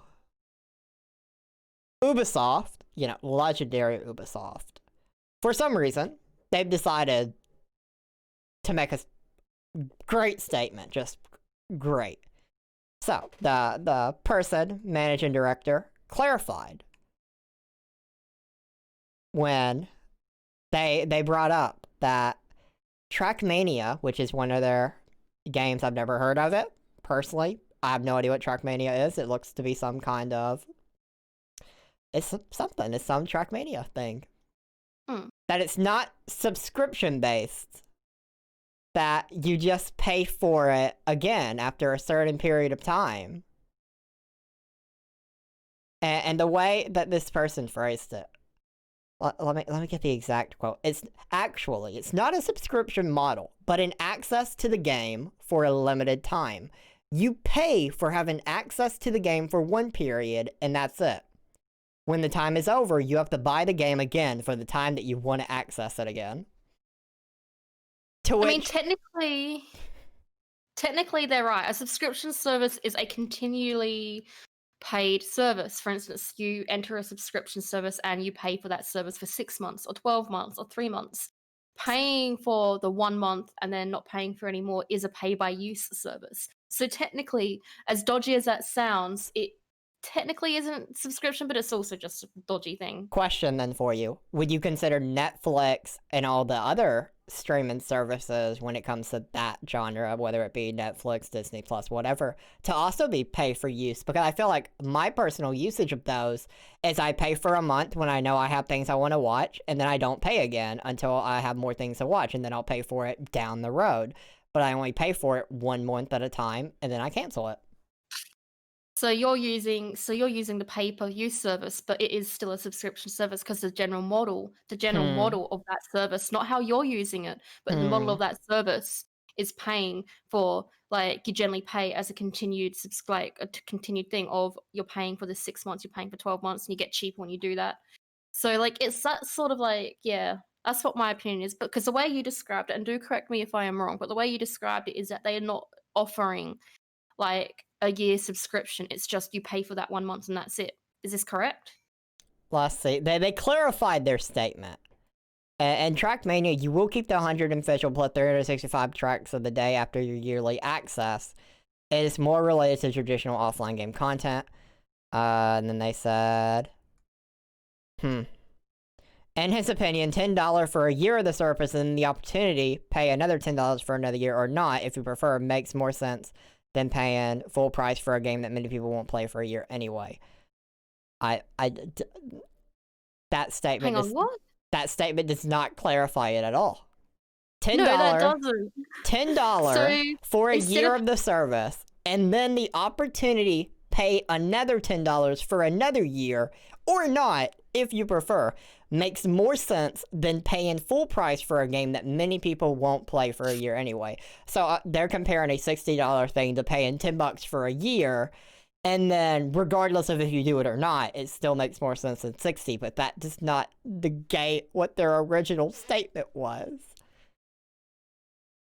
Yeah, no, it's confusing. And then they It's like- okay, so apparently on Twitter, you had the managing director say that it is in fact a subscription-based service, but it's not the point. I don't get what their point is. Yeah, I was gonna say, because like the original way you pitched it, it didn't like it sounded like a pay-per-use thing. That's all their But then quotes. how you clarified it, it was like, okay, well, no, that's a subscription service, and then Yeah, Ubisoft, whoever did this for them, whoever made these statements, do not make more statements, please. Or if you do, please get classes from whoever should teach you how to make better statements, because you've just been crapped on for days over this now. Because it's like, it's a subscription service, and we're going to describe it as an alternative to a subscription service, but you're literally describing it as pretty much a subscription service, but it's not a subscription service. And even if it was, that's not the point. What is the point? I don't know. Yeah, I agree. Any additional thoughts, Info? Ubisoft, I don't know who come up with the whole idea, period, but they should just kind of be fired. Just they don't need to work there anymore. Damn. Off with their job. Yeah, just going. PlayStation patented a wireless charger for their controller. Wireless charger. And this means you can wirelessly charge your DualSense controller, and there are X and O buttons on the back that they're also patented. The adapter can also include keys that mirror keys on the controller, so that a gamer can remove the adapter with the controller from the charging base and keep the adapter on the controller. What? They're gonna have a wireless charging adapter that can snap onto a computer game controller. Interesting. Adapters aren't already a thing, so that doesn't surprise me. And the back buttons, to me, that's just accessibility. Some people who can't who has like certain issues wouldn't be able to reach all the buttons. So back buttons to me doesn't seem like that big of a deal. Nah. Agreed. So what's the difference between these back buttons and the paddles on like an Elgato or not an Elgato, but a Scuff and a that one Xbox controller that's got them? Like why put buttons? Why not just put paddles? To be different, I guess. That way you have your own thing, and then it's not you're directly doing what Scuff did. Or the Scuff was the big one. Scuff was the first big one, if I recall correctly. I don't know the other brand you're talking about. I do know Scuff, though. Xbox has their own. I didn't mean to say Elgato. It's a fucking capture card company. Yeah, Elgato is a capture card that's in front of me right over there. But yeah, I've got one in front of me. I don't know why I said that. I guess I was just kind of looking around my room and I seen it and it popped in my head. But Scuff is a really big one. Xbox has their own. I think their Pro controllers. I think has them or something of the sort. And then I could be wrong about this one. I'm not sure. It's been a while since I messed with them. But Evil controllers, I think, has paddle support. I could be wrong about them.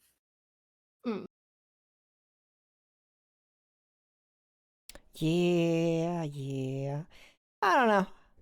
I think, along with the news that new PS4 games must also run on the PS5 from July. I mean, I assume they have a much larger notice than we do that that's going to be a thing, but... Oh, they would have. Yeah, for sure. That's definitely going to be Yeah. I imagine that's going to be a process, but... Hey, at least then you can release it on both. Maybe make more money than you would have beforehand, but... I'm still not 100% convinced that that's going to be a thing. Still not convinced that's going to be a thing at the end of the year. Well, with everything going on, I wouldn't be surprised that a lot of things aren't going to be a thing by the end of the year. I mean, so far, they're sticking with the course, and so far, I don't know if they've directly said it, but they've definitely indirectly said it's still going to happen at the end of the year for the holiday season. And I'll believe it when I see it, pretty much, is where I'm at this point. I think my goal was to be able to buy a PS5 when it came out. But, you know, it's a discussion I've had on this podcast for a while now, a few months. The more I hear is coming to the Nintendo Switch, the more it's just a hard argument. Why don't I have a Switch? Why don't you have a Switch? I know. I should get one. I really other should. than right now that they are kind of they're hard to get at the moment. Oh yeah, I wouldn't Unless you get want one a right Switch now. Lite. There are multiple things I'd like to get currently that I can't get. That because it's either out of stock or I want to sell, but like, I don't think there's going to be a good webcam sale this year, frankly. I don't think they're going to be generous and put them on sale like they would a normal year after they're after they're great. Like hotcakes. Guys, like, I still have the C920, which is fine. It's fine, but in the same way I upgraded from the Yeti, I don't know if your episode was when I was still using the Yeti or not. It may not have been. I think I upgraded beforehand. But in the same way, I went from the beginning tier good microphone to a middle tier good microphone. I would like to go from the beginner tier good webcam to a more middle tier before you get to DSLR or something better that isn't as expensive, but it's still an upgrade. And that's where I'm kind of at with that. But that's just one of a few things that's like, Nintendo Switch, webcam, chair. Cause this chair, it doesn't look it on stream, but this chair is beat the fuck. I think as long as the chair is comfortable and as long as you're not like suffering pain from it, who cares what it looks like? I have really. 2 pads on the butt part. Otherwise, it's just metal. Oh, okay, well then get a new chair. Chair is the most important investment. To be fair. I agree with Digi. Like, you're sitting on it. Yeah, but now that I have the 2 pads, I don't notice it anymore. That doesn't not help. You might not notice it, but health-wise, like, well, Axel then. Fine, Axel. Not Digi. That's your new name, Digi. I read the first name. I read the first part of a name generally.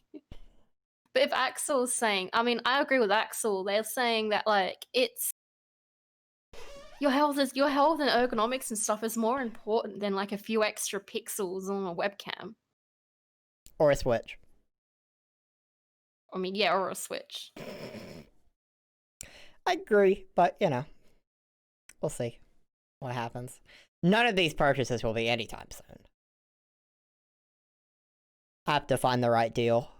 And that takes me a while. I'm very stingy with spending money.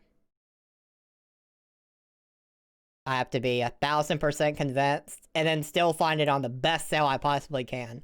Then I'll make a purchase. I say this while I'm on a real fucked up chair, but you know, money sucks. I agree, money does suck. It be the thing. Don't worry, Axel. We'll both get new chairs and then we'll be living the golden life. The true golden life.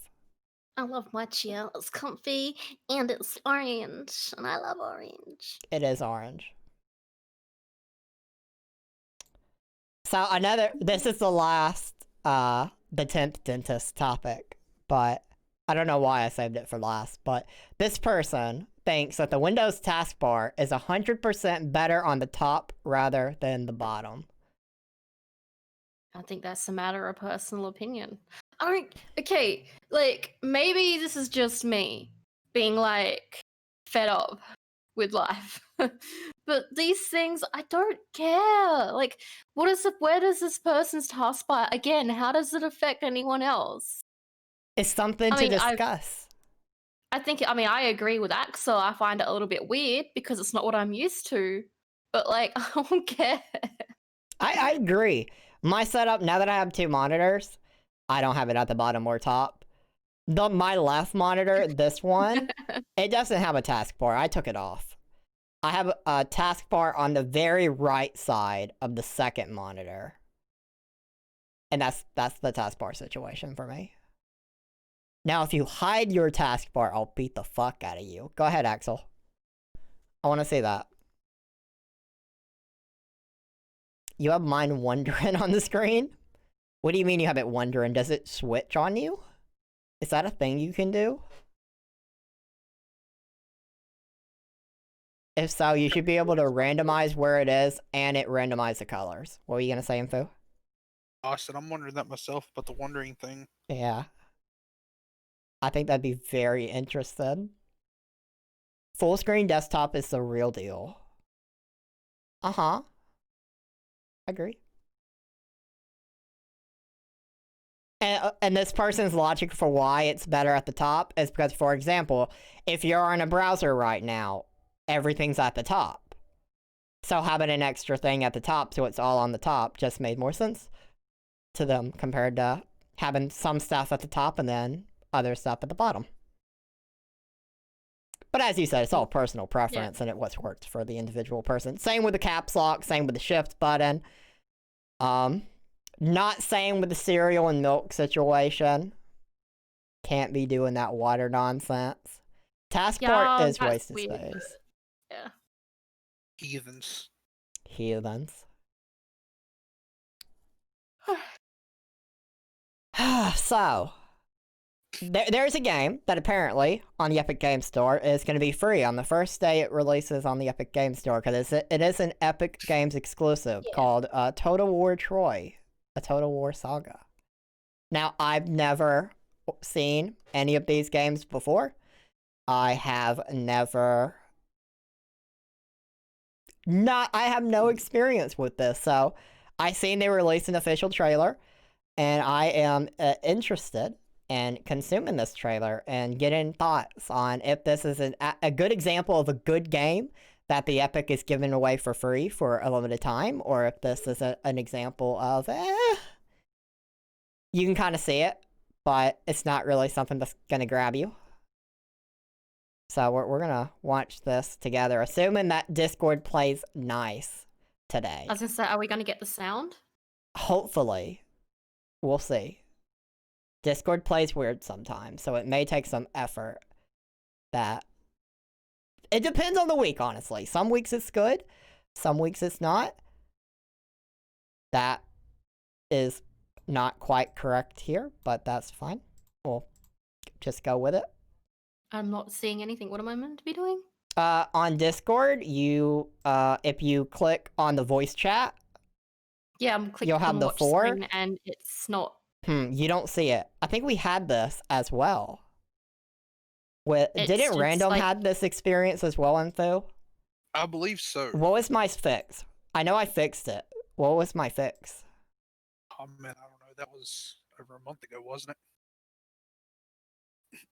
Like okay. I see it. It's just a black screen for me though. It's just a black screen for you right now? Well, right now it's a black screen for me, but a moment ago it wasn't a black screen. A moment ago it was still loading, so... That's interesting. Alright. Well, that's an easy enough problem to fix.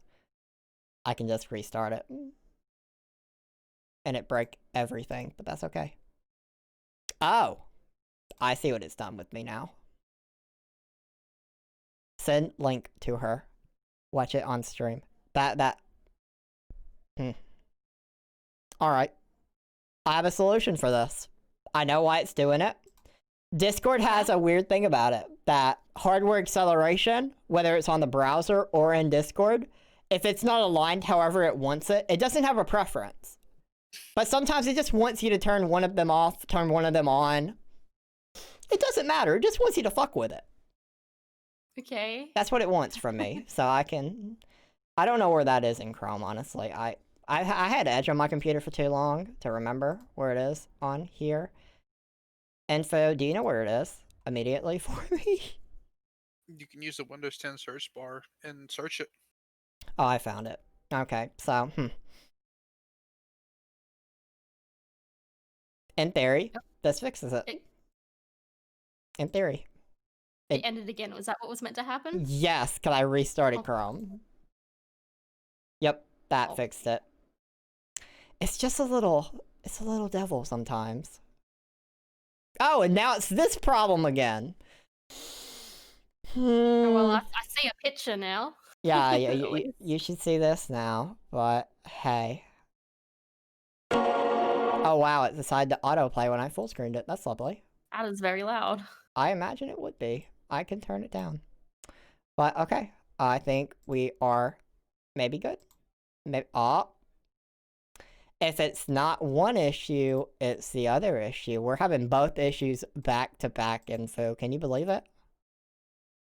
Dude, if something's not breaking, then something ain't working out. The most professional podcast. The same issues every week, and you think we'd have it mastered, but when it wants to be a pain, it just says what it is. But here we go. Hopefully it didn't fucking work on stream, but I can fix it.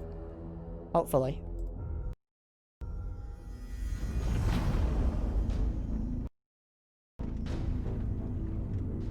What have you done? Oh, please buffer. My internet speed can fucking load this goddamn video. Please buffer. Oh, good, so it's not just me then. Yeah, it's taken my wife! That is fantastic. I love how it's deciding to buffer. What could my internet be possibly doing that it would buffer?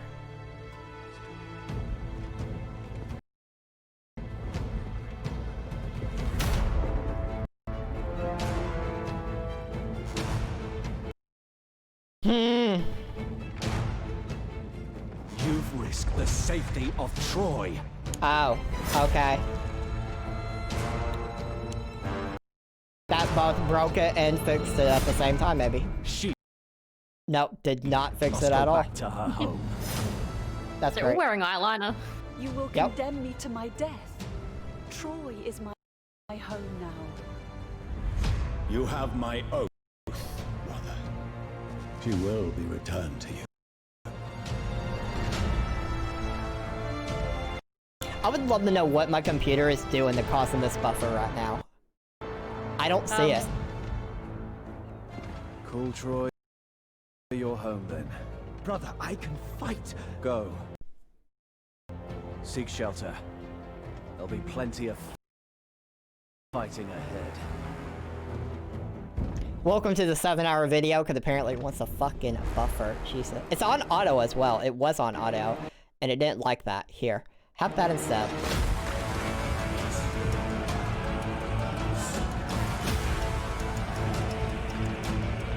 And it breaks it again.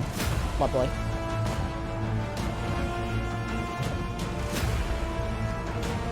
Most professional.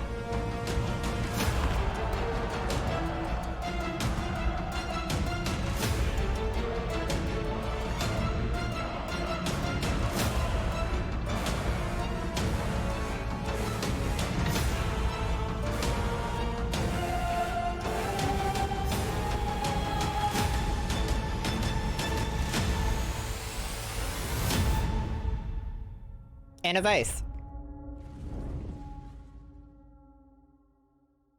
What? Oh, because it gave me no gameplay. It gave me nothing. I don't even about know what kind the of game this is actual supposed to be. Like, it looks like it says, I can see just in the thing there, it says campaign map reveal. So I'm assuming it's similar to, like, Civilization, maybe? Maybe? Like, that literally gave me no information Yeah, that gave me whatsoever. no information about what kind of game this is.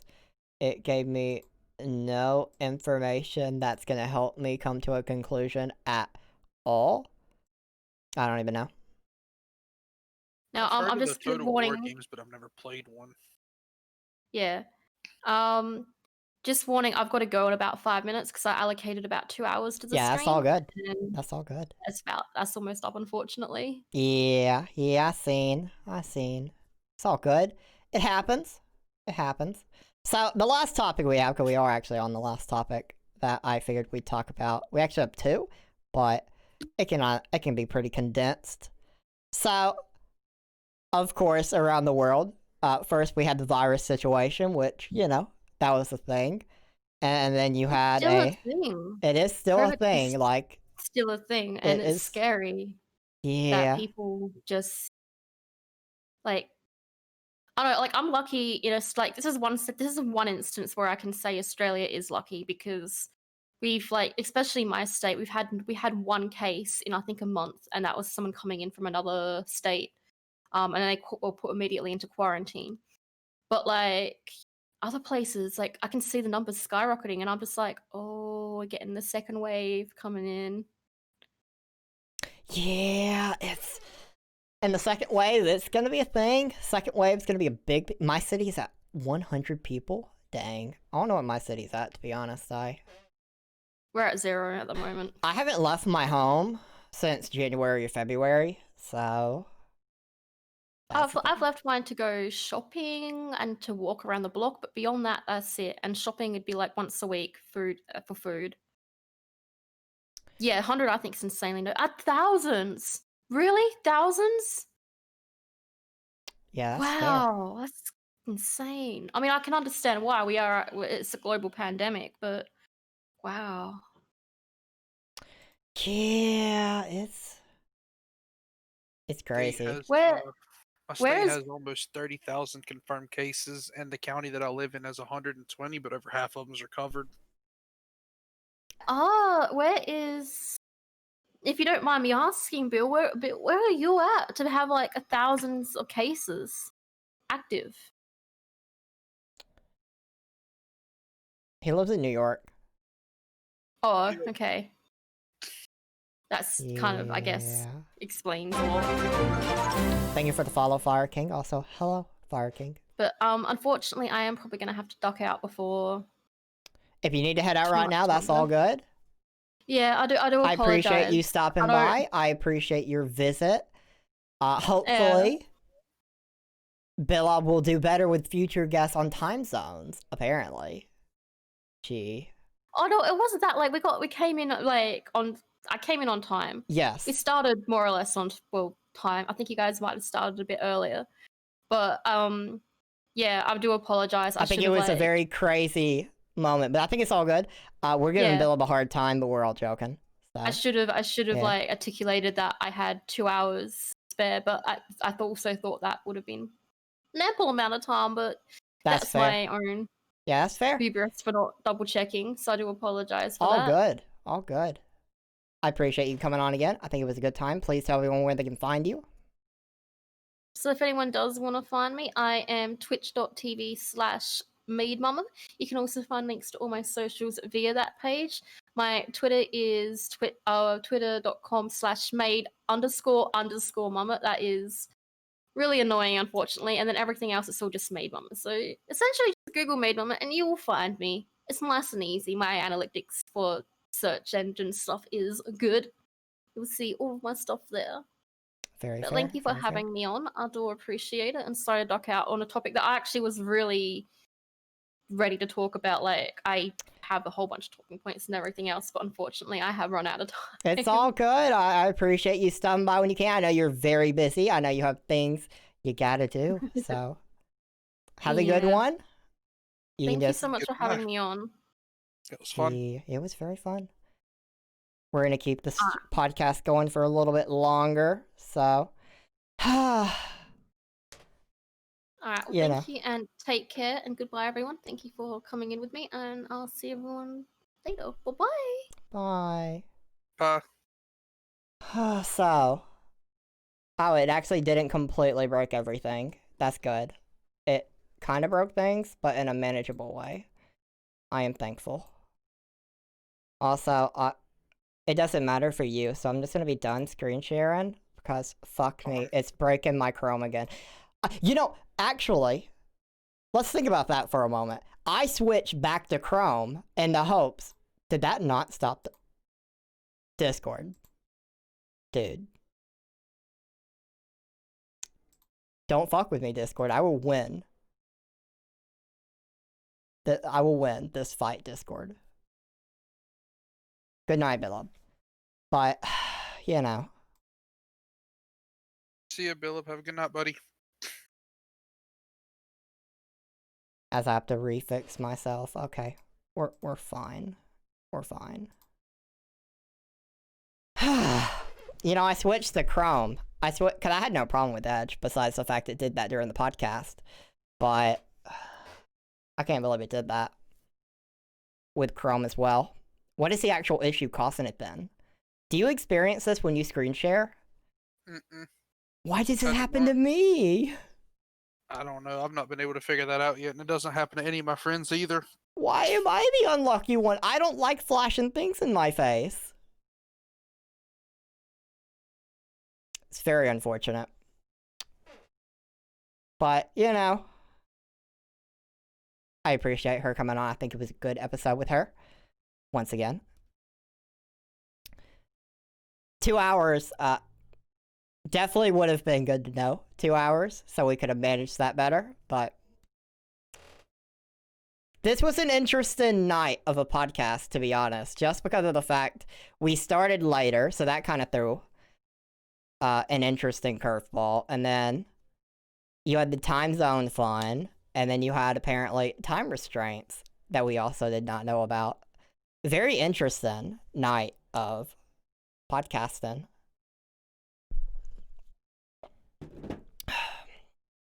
So info.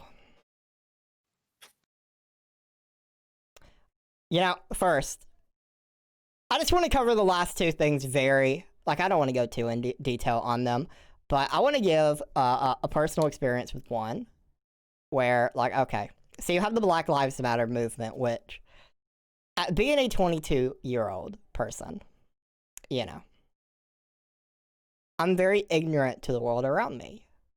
And so my first thought as a kid, when I first heard about it when I was young, was all about, okay, I see this trend, and my immediate instinct was, okay, but all lives matter. And that's been my standpoint for a long time. And I'd see it get critiqued and critiqued, but in my heart of hearts, it's like, I sincerely believe that all lives should matter, though. And that was an interesting thing as now, because, like, keep in mind, being as this is not something that personally affects my life, obviously I have a different relationship with something like this. And I found a post on Reddit that explained it super nicely. It is from 4 years ago. Explain it like I'm 5, because, you know, Wes needs things explained like they're 5 sometimes. And the post was, why is it so controversial when someone says all lives matter instead of Black Lives Matter? And the top comment for this really, really shined a light on it for me. And I'm going to read it out in full. Imagine that you're sitting down to dinner with your family, and while everyone else gets a serving of the meal, you don't get any. So you say, I should get my fair share. And as a direct response to this, your dad corrects you, saying everyone should get their fair share. Now, that's a wonderful sentiment. Indeed, everyone should, and that was kind of your point in the first place, that you should be a part of everyone, and you should get your fair share also. However, Dad's smartass comment just dismissed you and did not solve the problem that you still haven't gotten any. The problem is that the statement, I should get my fair share, had an implicit to at the end. I should get my fair share too, just like everyone else. But your dad's response treated your statement as though you meant only I should get my fair share, which clearly was not your intention. As a result, his statement that everyone should get their fair share, while true, only served to ignore the problem you were trying to point out. That's the situation of the Black Lives Matter movement. Culture, laws, the arts, religion, and everyone else repeatedly suggests that all lives should matter. Clearly, that message already abounds in our society. The problem is that in practice, the world doesn't work that way. And they gave a film example that I didn't really know of, but you see the film Nightcrawler. You know, the part where Renee Russo tells Jake Gyllenhaal that she doesn't want footage of a Black or Latino person dying. She wants news stories about affluent white people being killed, that's not made up out of whole cloth.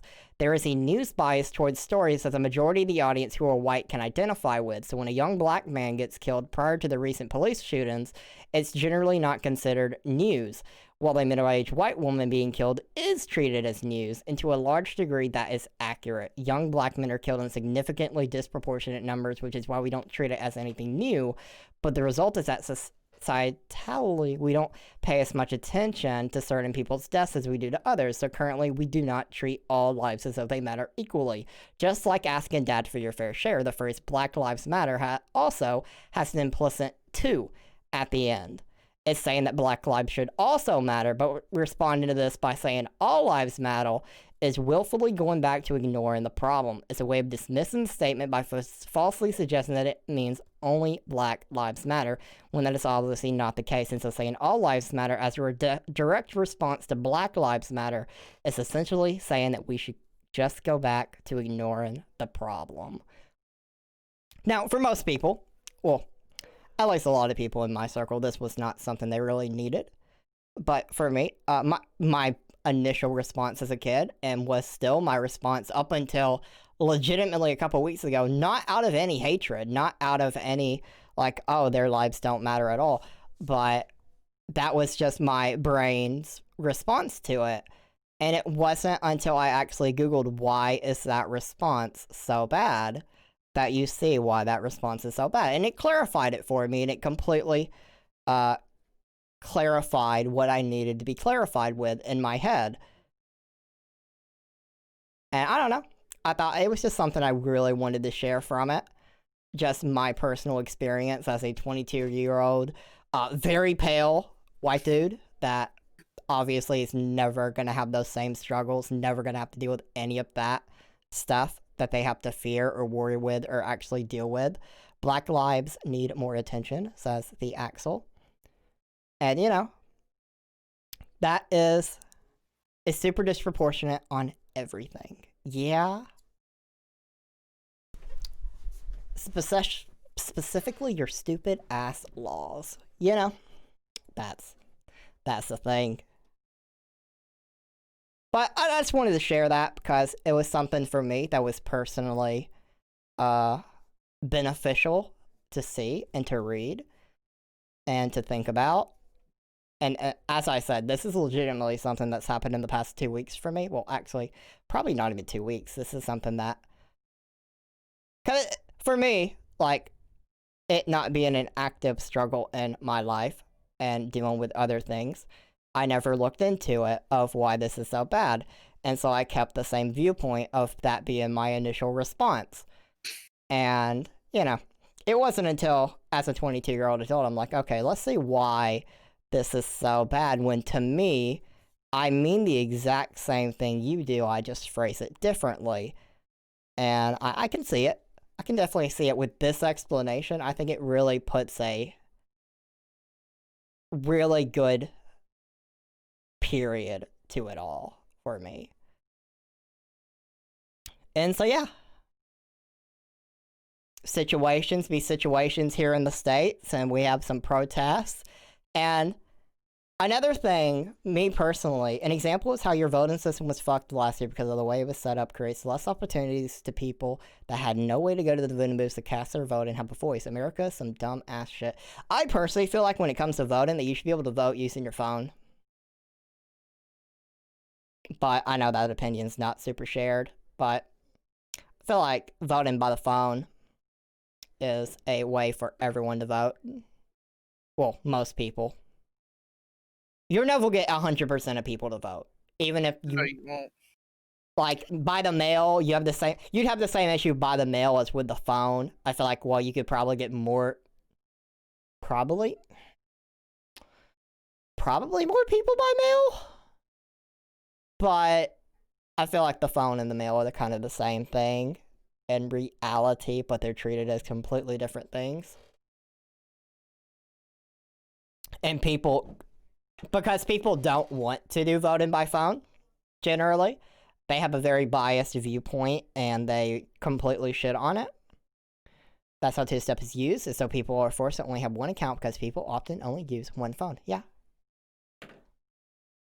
Yeah, I would definitely be in favor of like voting by the phone and not having penalties for voting like jury duty. That's another one of my things, because right now I have no risk of jury duty, but if I voted, I would have potential jury duty.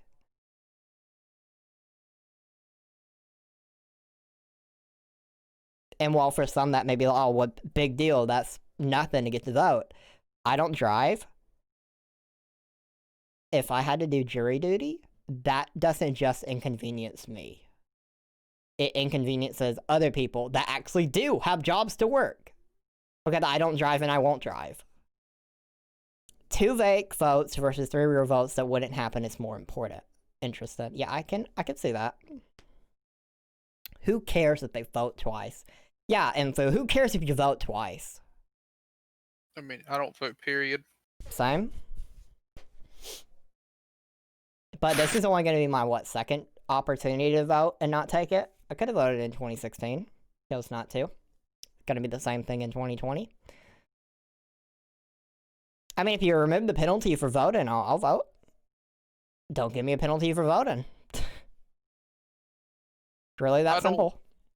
I don't vote because I don't vote because of I don't believe in figureheads. If I want to vote for someone, I want to actually believe in the political agenda that they stand by and represent. And so far, we've not had someone that I could vote for. Vote for me. I would. Yeah, sure. Why not? Yes. Axel, do I have your vote? Give me your vote, Axel. I would do a great job. I would be the best, the number one. No? You can barely talk. Hey, listen. I am a better option than either of the two going right now. I am not good enough to cause damage. Think about that. Even if I wanted to, I wouldn't be able to get the job done. I don't even know who are the two.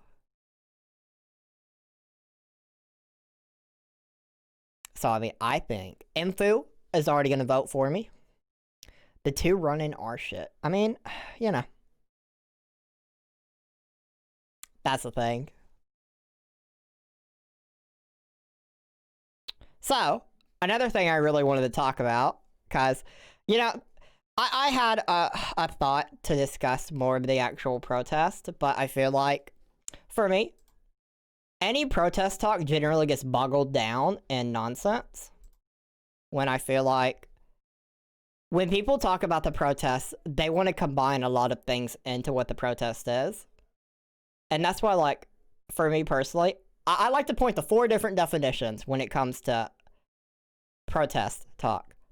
Protester, a person who publicly demonstrates strong objection to something, a demonstrator.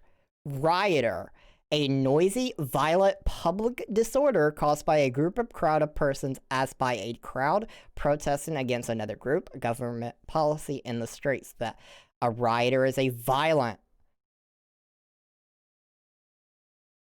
protester. Is not violent. So if it ever becomes violent, you're not talking about protesters anymore, you're talking about rioters. These are different things. And then when it comes to, oh, the people that are looting things, that's a looter.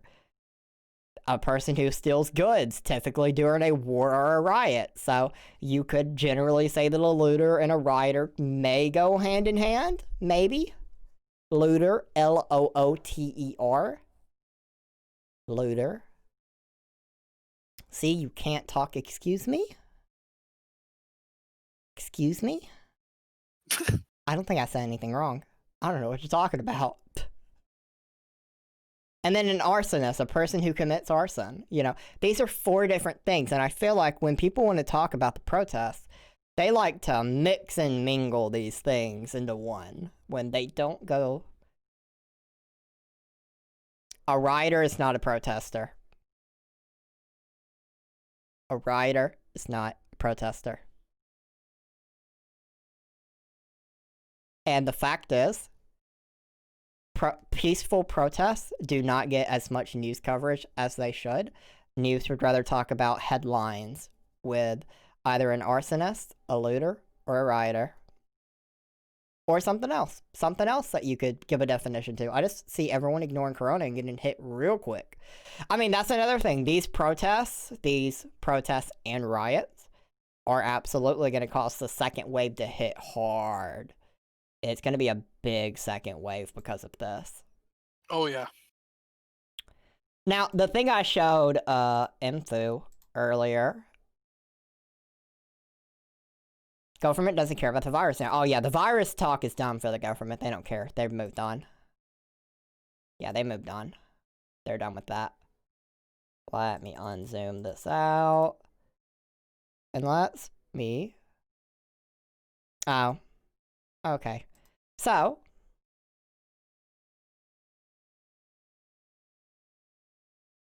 what you see here is a helicopter. And right below it, protesters. Because our president, good old Daddy Trump, has decided now we're going to use military tactics against US citizens.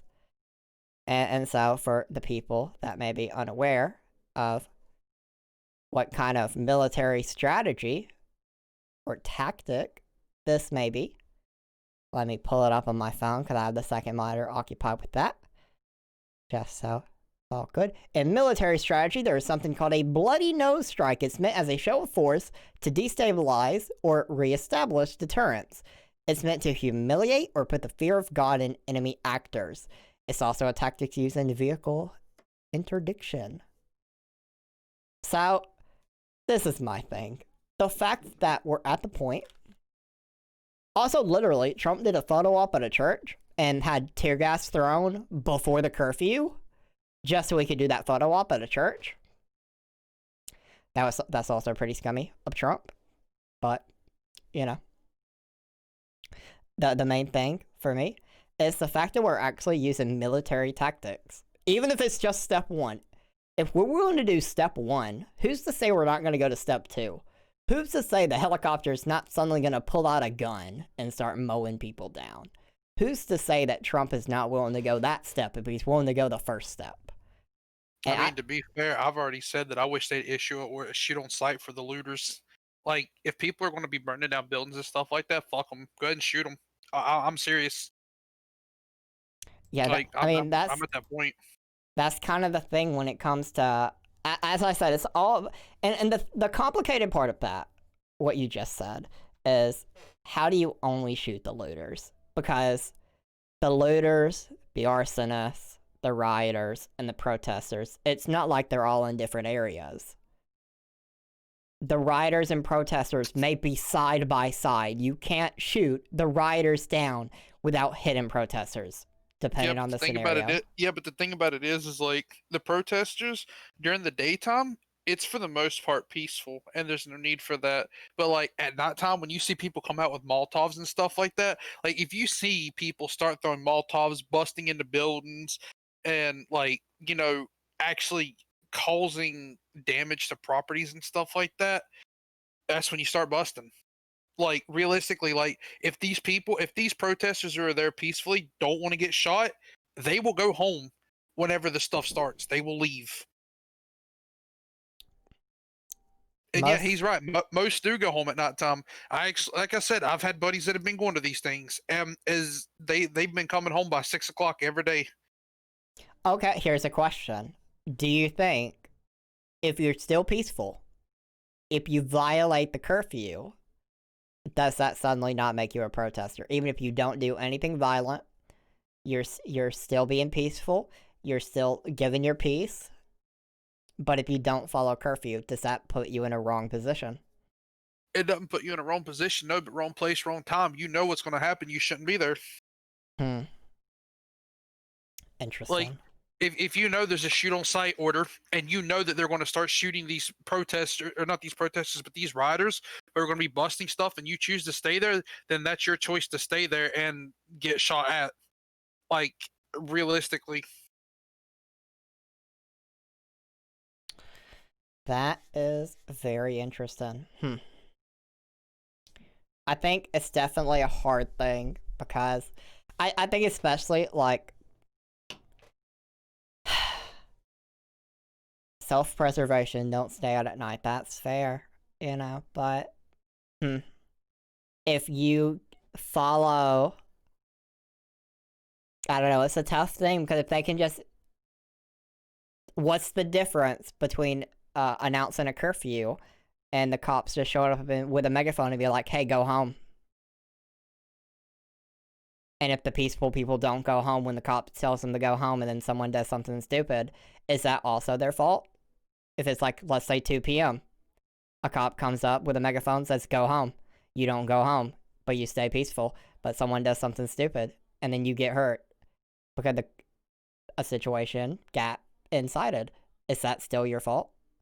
Yeah, you chose to stay there. They said go home. They told you to leave, and you chose to stay. That is your fault. You shouldn't have So stayed. you think they should have the right to just shut down the protests?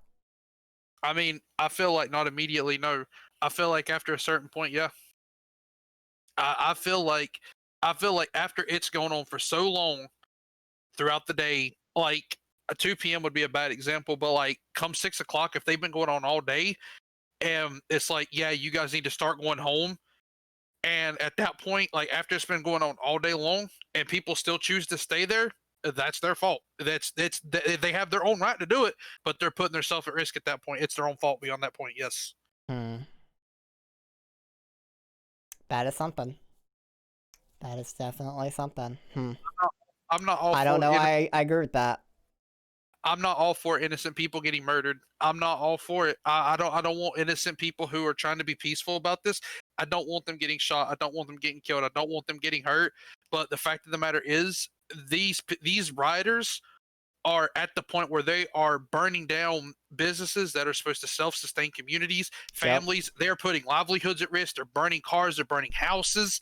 And if you have these riot police who are unable to control it through simple means of riot shields and tear gas, like it's like I said earlier, you wasn't there, but that fucking meeting thing that we had in the at that Discord for NewTubers, we was talking about the protests. There was tear gas being thrown at the people, and they was taking golf clubs and knocking them back at the police. So who do you blame for that situation? The person that threw the tear gas, or the people that retaliated by throwing it back at you? In that situation, because the police technically threw it. I blame both sides. They started it. Well, technically, when I say they started it, I don't know the context in which that tear gas was thrown. Was that thrown just as a fuck you protesters stop? Or is that a someone started shit and they're like, okay, we need y'all to disperse. Please get away. Tear gas. Yeah, I mean, like I said, I don't want them just opening fire for no reason. But again, this is one of those situations where it's literally like they see Molotovs in these riders' hands and they're throwing them at police and they're throwing them at the cars and buildings and stuff like that. Those are the people. Even if you don't want to use actual bullets, use rubber rounds, use stun rounds, and hit them with it. Did you see about the girl that got blinded? That was just an innocent protester that's now blinded for the rest of her life because of those rubber bullets. Because they're aiming for the head? I mean, no, I didn't actually. That's the thing. That picture was very brutal. There is always two sides to a story. Agreed. Actually, there's 3 sides to most story. Your biased perspective, their biased perspective, and then the truth in the middle. So I'd say 3. Dude, I gotta say though, like, even though I don't support them, like as I've told you before, my dad he watches Fox News, so it plays on our house, pretty much a lot. So the other night when I was in the kitchen getting something to eat or drink, I forget which it was, but I was in there. Dude from Fox News, he was a field agent, right? This man, he either forfeited his life a long time ago or he was getting paid. I don't know. He was right in the middle of the rioters, right? Like, and while he was smack dab in the middle of it, like you could literally hear flashbangs going off in the background. There was smoke or like tear gas and shit like that all over the place. And like he had the camera painting it around. He's like, yeah, this is what peaceful protesting looks like, everybody. And I'm like, so this is it, huh? And he's just smack dab in the middle of it. You got like these people in the background, like these riders in the background with all their signs and stuff like that. And I'm like, this dude either is getting paid way more money than he's pretty much getting paid enough to like. I don't even know. He's getting paid a lot to be in the middle of that because I would not be anywhere near that. Like you can catch me like 30 streets down or some shit like that, not right in the middle of it. Nope. Yeah, that's fair. And I want to correct something that was assumed earlier. I just want to correct it. It has nothing to do with what we're talking about right now. But okay, so the normal podcast for us is a 30-minute pre-show and then a 2-hour show. We've not hit 2 hours and 30 yet. So to be fair to us, on why for some people it may still be going is because we've not even hit. We just hit 2 hours 30 right now. That would be our normal allotted time, and then by that time. Because we generally, when the guest shows up during the pre-show, we casually talk with them, as we did with her. And it gets some of that out of the way. We didn't have that this week. So, I just want to put that there as an explanation of that. Because I've seen on Discord that be a thing. I enjoy what we do. I enjoy the podcast. And yeah, I'd rather it go like a little over 2 hours. In our case, and technically this podcast is technically longer because we didn't have the 30-minute pre-show to just kind of chat a little bit.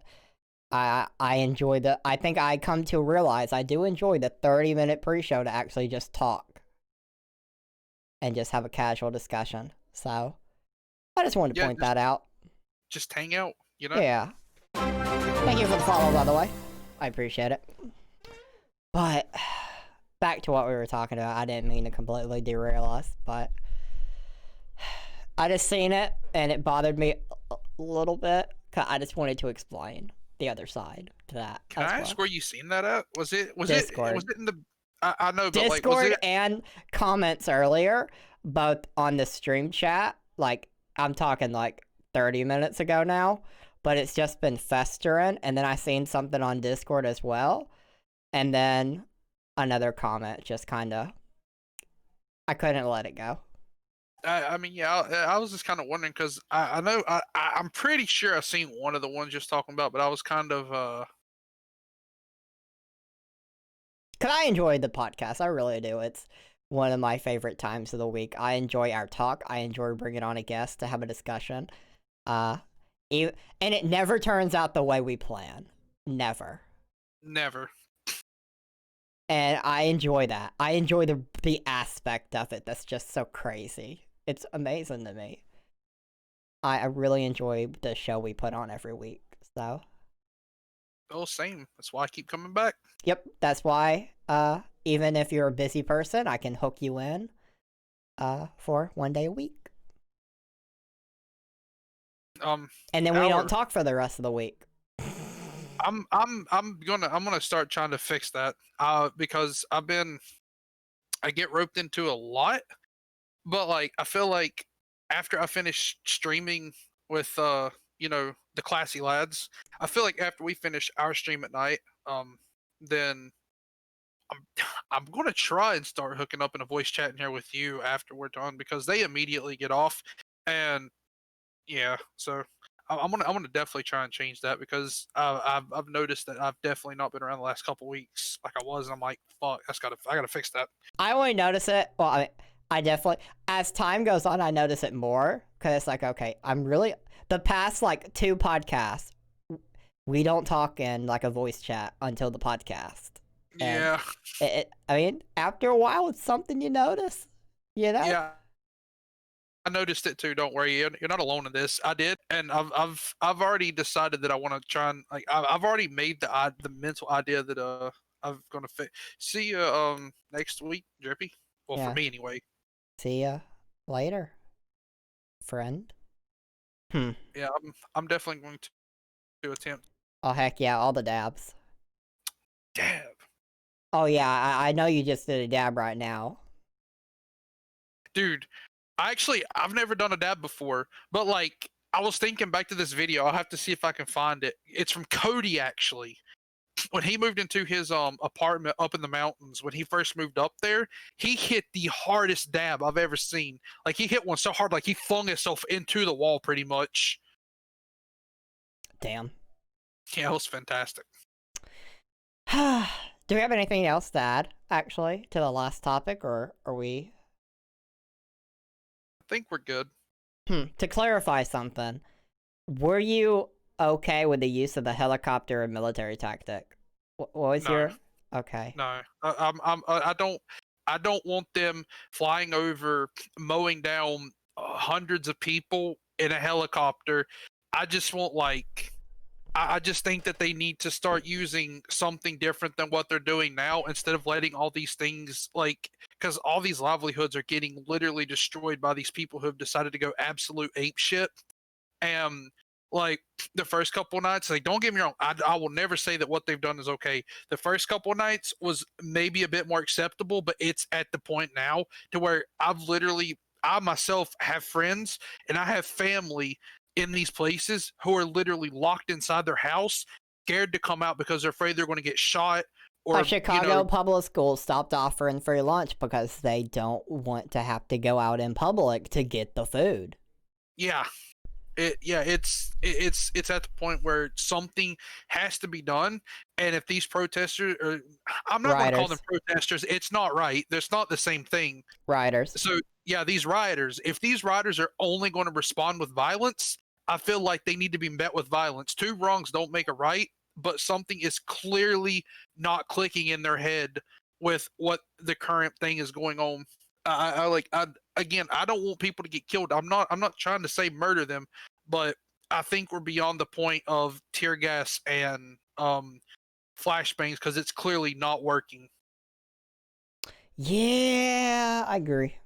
Yeah, do something because there's a big difference between a protester and a rioter, and you can't let the rioters get out of control. No, because once they get it in their mind that they can go and do these things, it's just going to get worse and worse.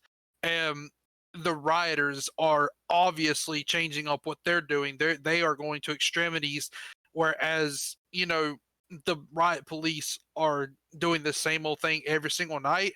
And every morning on the news, you see, oh, this was burned down, this was looted, this was broken into, this was vandalized, and it's like, if all this is going on and the tactics aren't working every single night, why you keep doing it? You need to use something more extreme at this point. It's just how it is. Yeah. Yeah, I'm glad that we made that. I'm glad I brought the definitions because it really bothers me when people, and I've had friends do this where it's like, okay, have you heard about these protests? And then talk about the violent stuff. Those are not protesters. Those are, by definition, rioters, not protesters. They do not represent the protest. They represent a riot. And there is a major difference. A protest is very peaceful and sends a message. A riot does not. A riot is just... it still sends a message, but not the right one. And while a lot of people talk about the riots, there are a ton of peaceful protests every day across the nation that are 100% protests. Yeah. And not only that, but also I've noticed that a lot of the news media tends to cover the riots and the protests that are trying to bring violence towards cops, whereas a lot of these peaceful protests are not about that at all. They want change done, and they want it done in a proper manner. And it just really bugs me when people try and denounce what the protesters are doing based on what the rioters are doing, when they're two completely different groups. They are. It's not fair. I'm in the same boat as you. I've had friends who are like, oh man, I'm gonna go to these protests, I'm gonna fuck shit up. I'm like, that's not a protest, dude. I said, what you are doing is not protesting. You are, you're becoming a criminal at that point. Yep. But with that, I think that will end this edition of BS Back in the Shed. We are 2 hours and almost 39 minutes in, which is normal. That is normal time. So, I appreciate everybody that stopped by. I've streamed info for almost 9 hours today. Oh my fuck. Yep, I did a 6-hour gaming stream, and then the podcast. So, yeah, I've had a day. My room is very stuffy right now. My skin, if I feel my skin, it's hot. So, the moment the stream is done, I am turning fans on. I mean, I'm okay if you want to go ahead and end it because I really Yeah. want some chicken Alfredo. Sounds like a plan. I appreciate everybody that stopped by. Next week we have Ragnarok, who was episode 4's guest. Back in time. Yeah, we're going back in time. Frick you, Wes. Love you too, Axel. Or, excuse me, Digi. Excuse Bye, me, Digi. Digi. Bye, Digi. Oh no. Oh no? Oh no? What's wrong, Digi?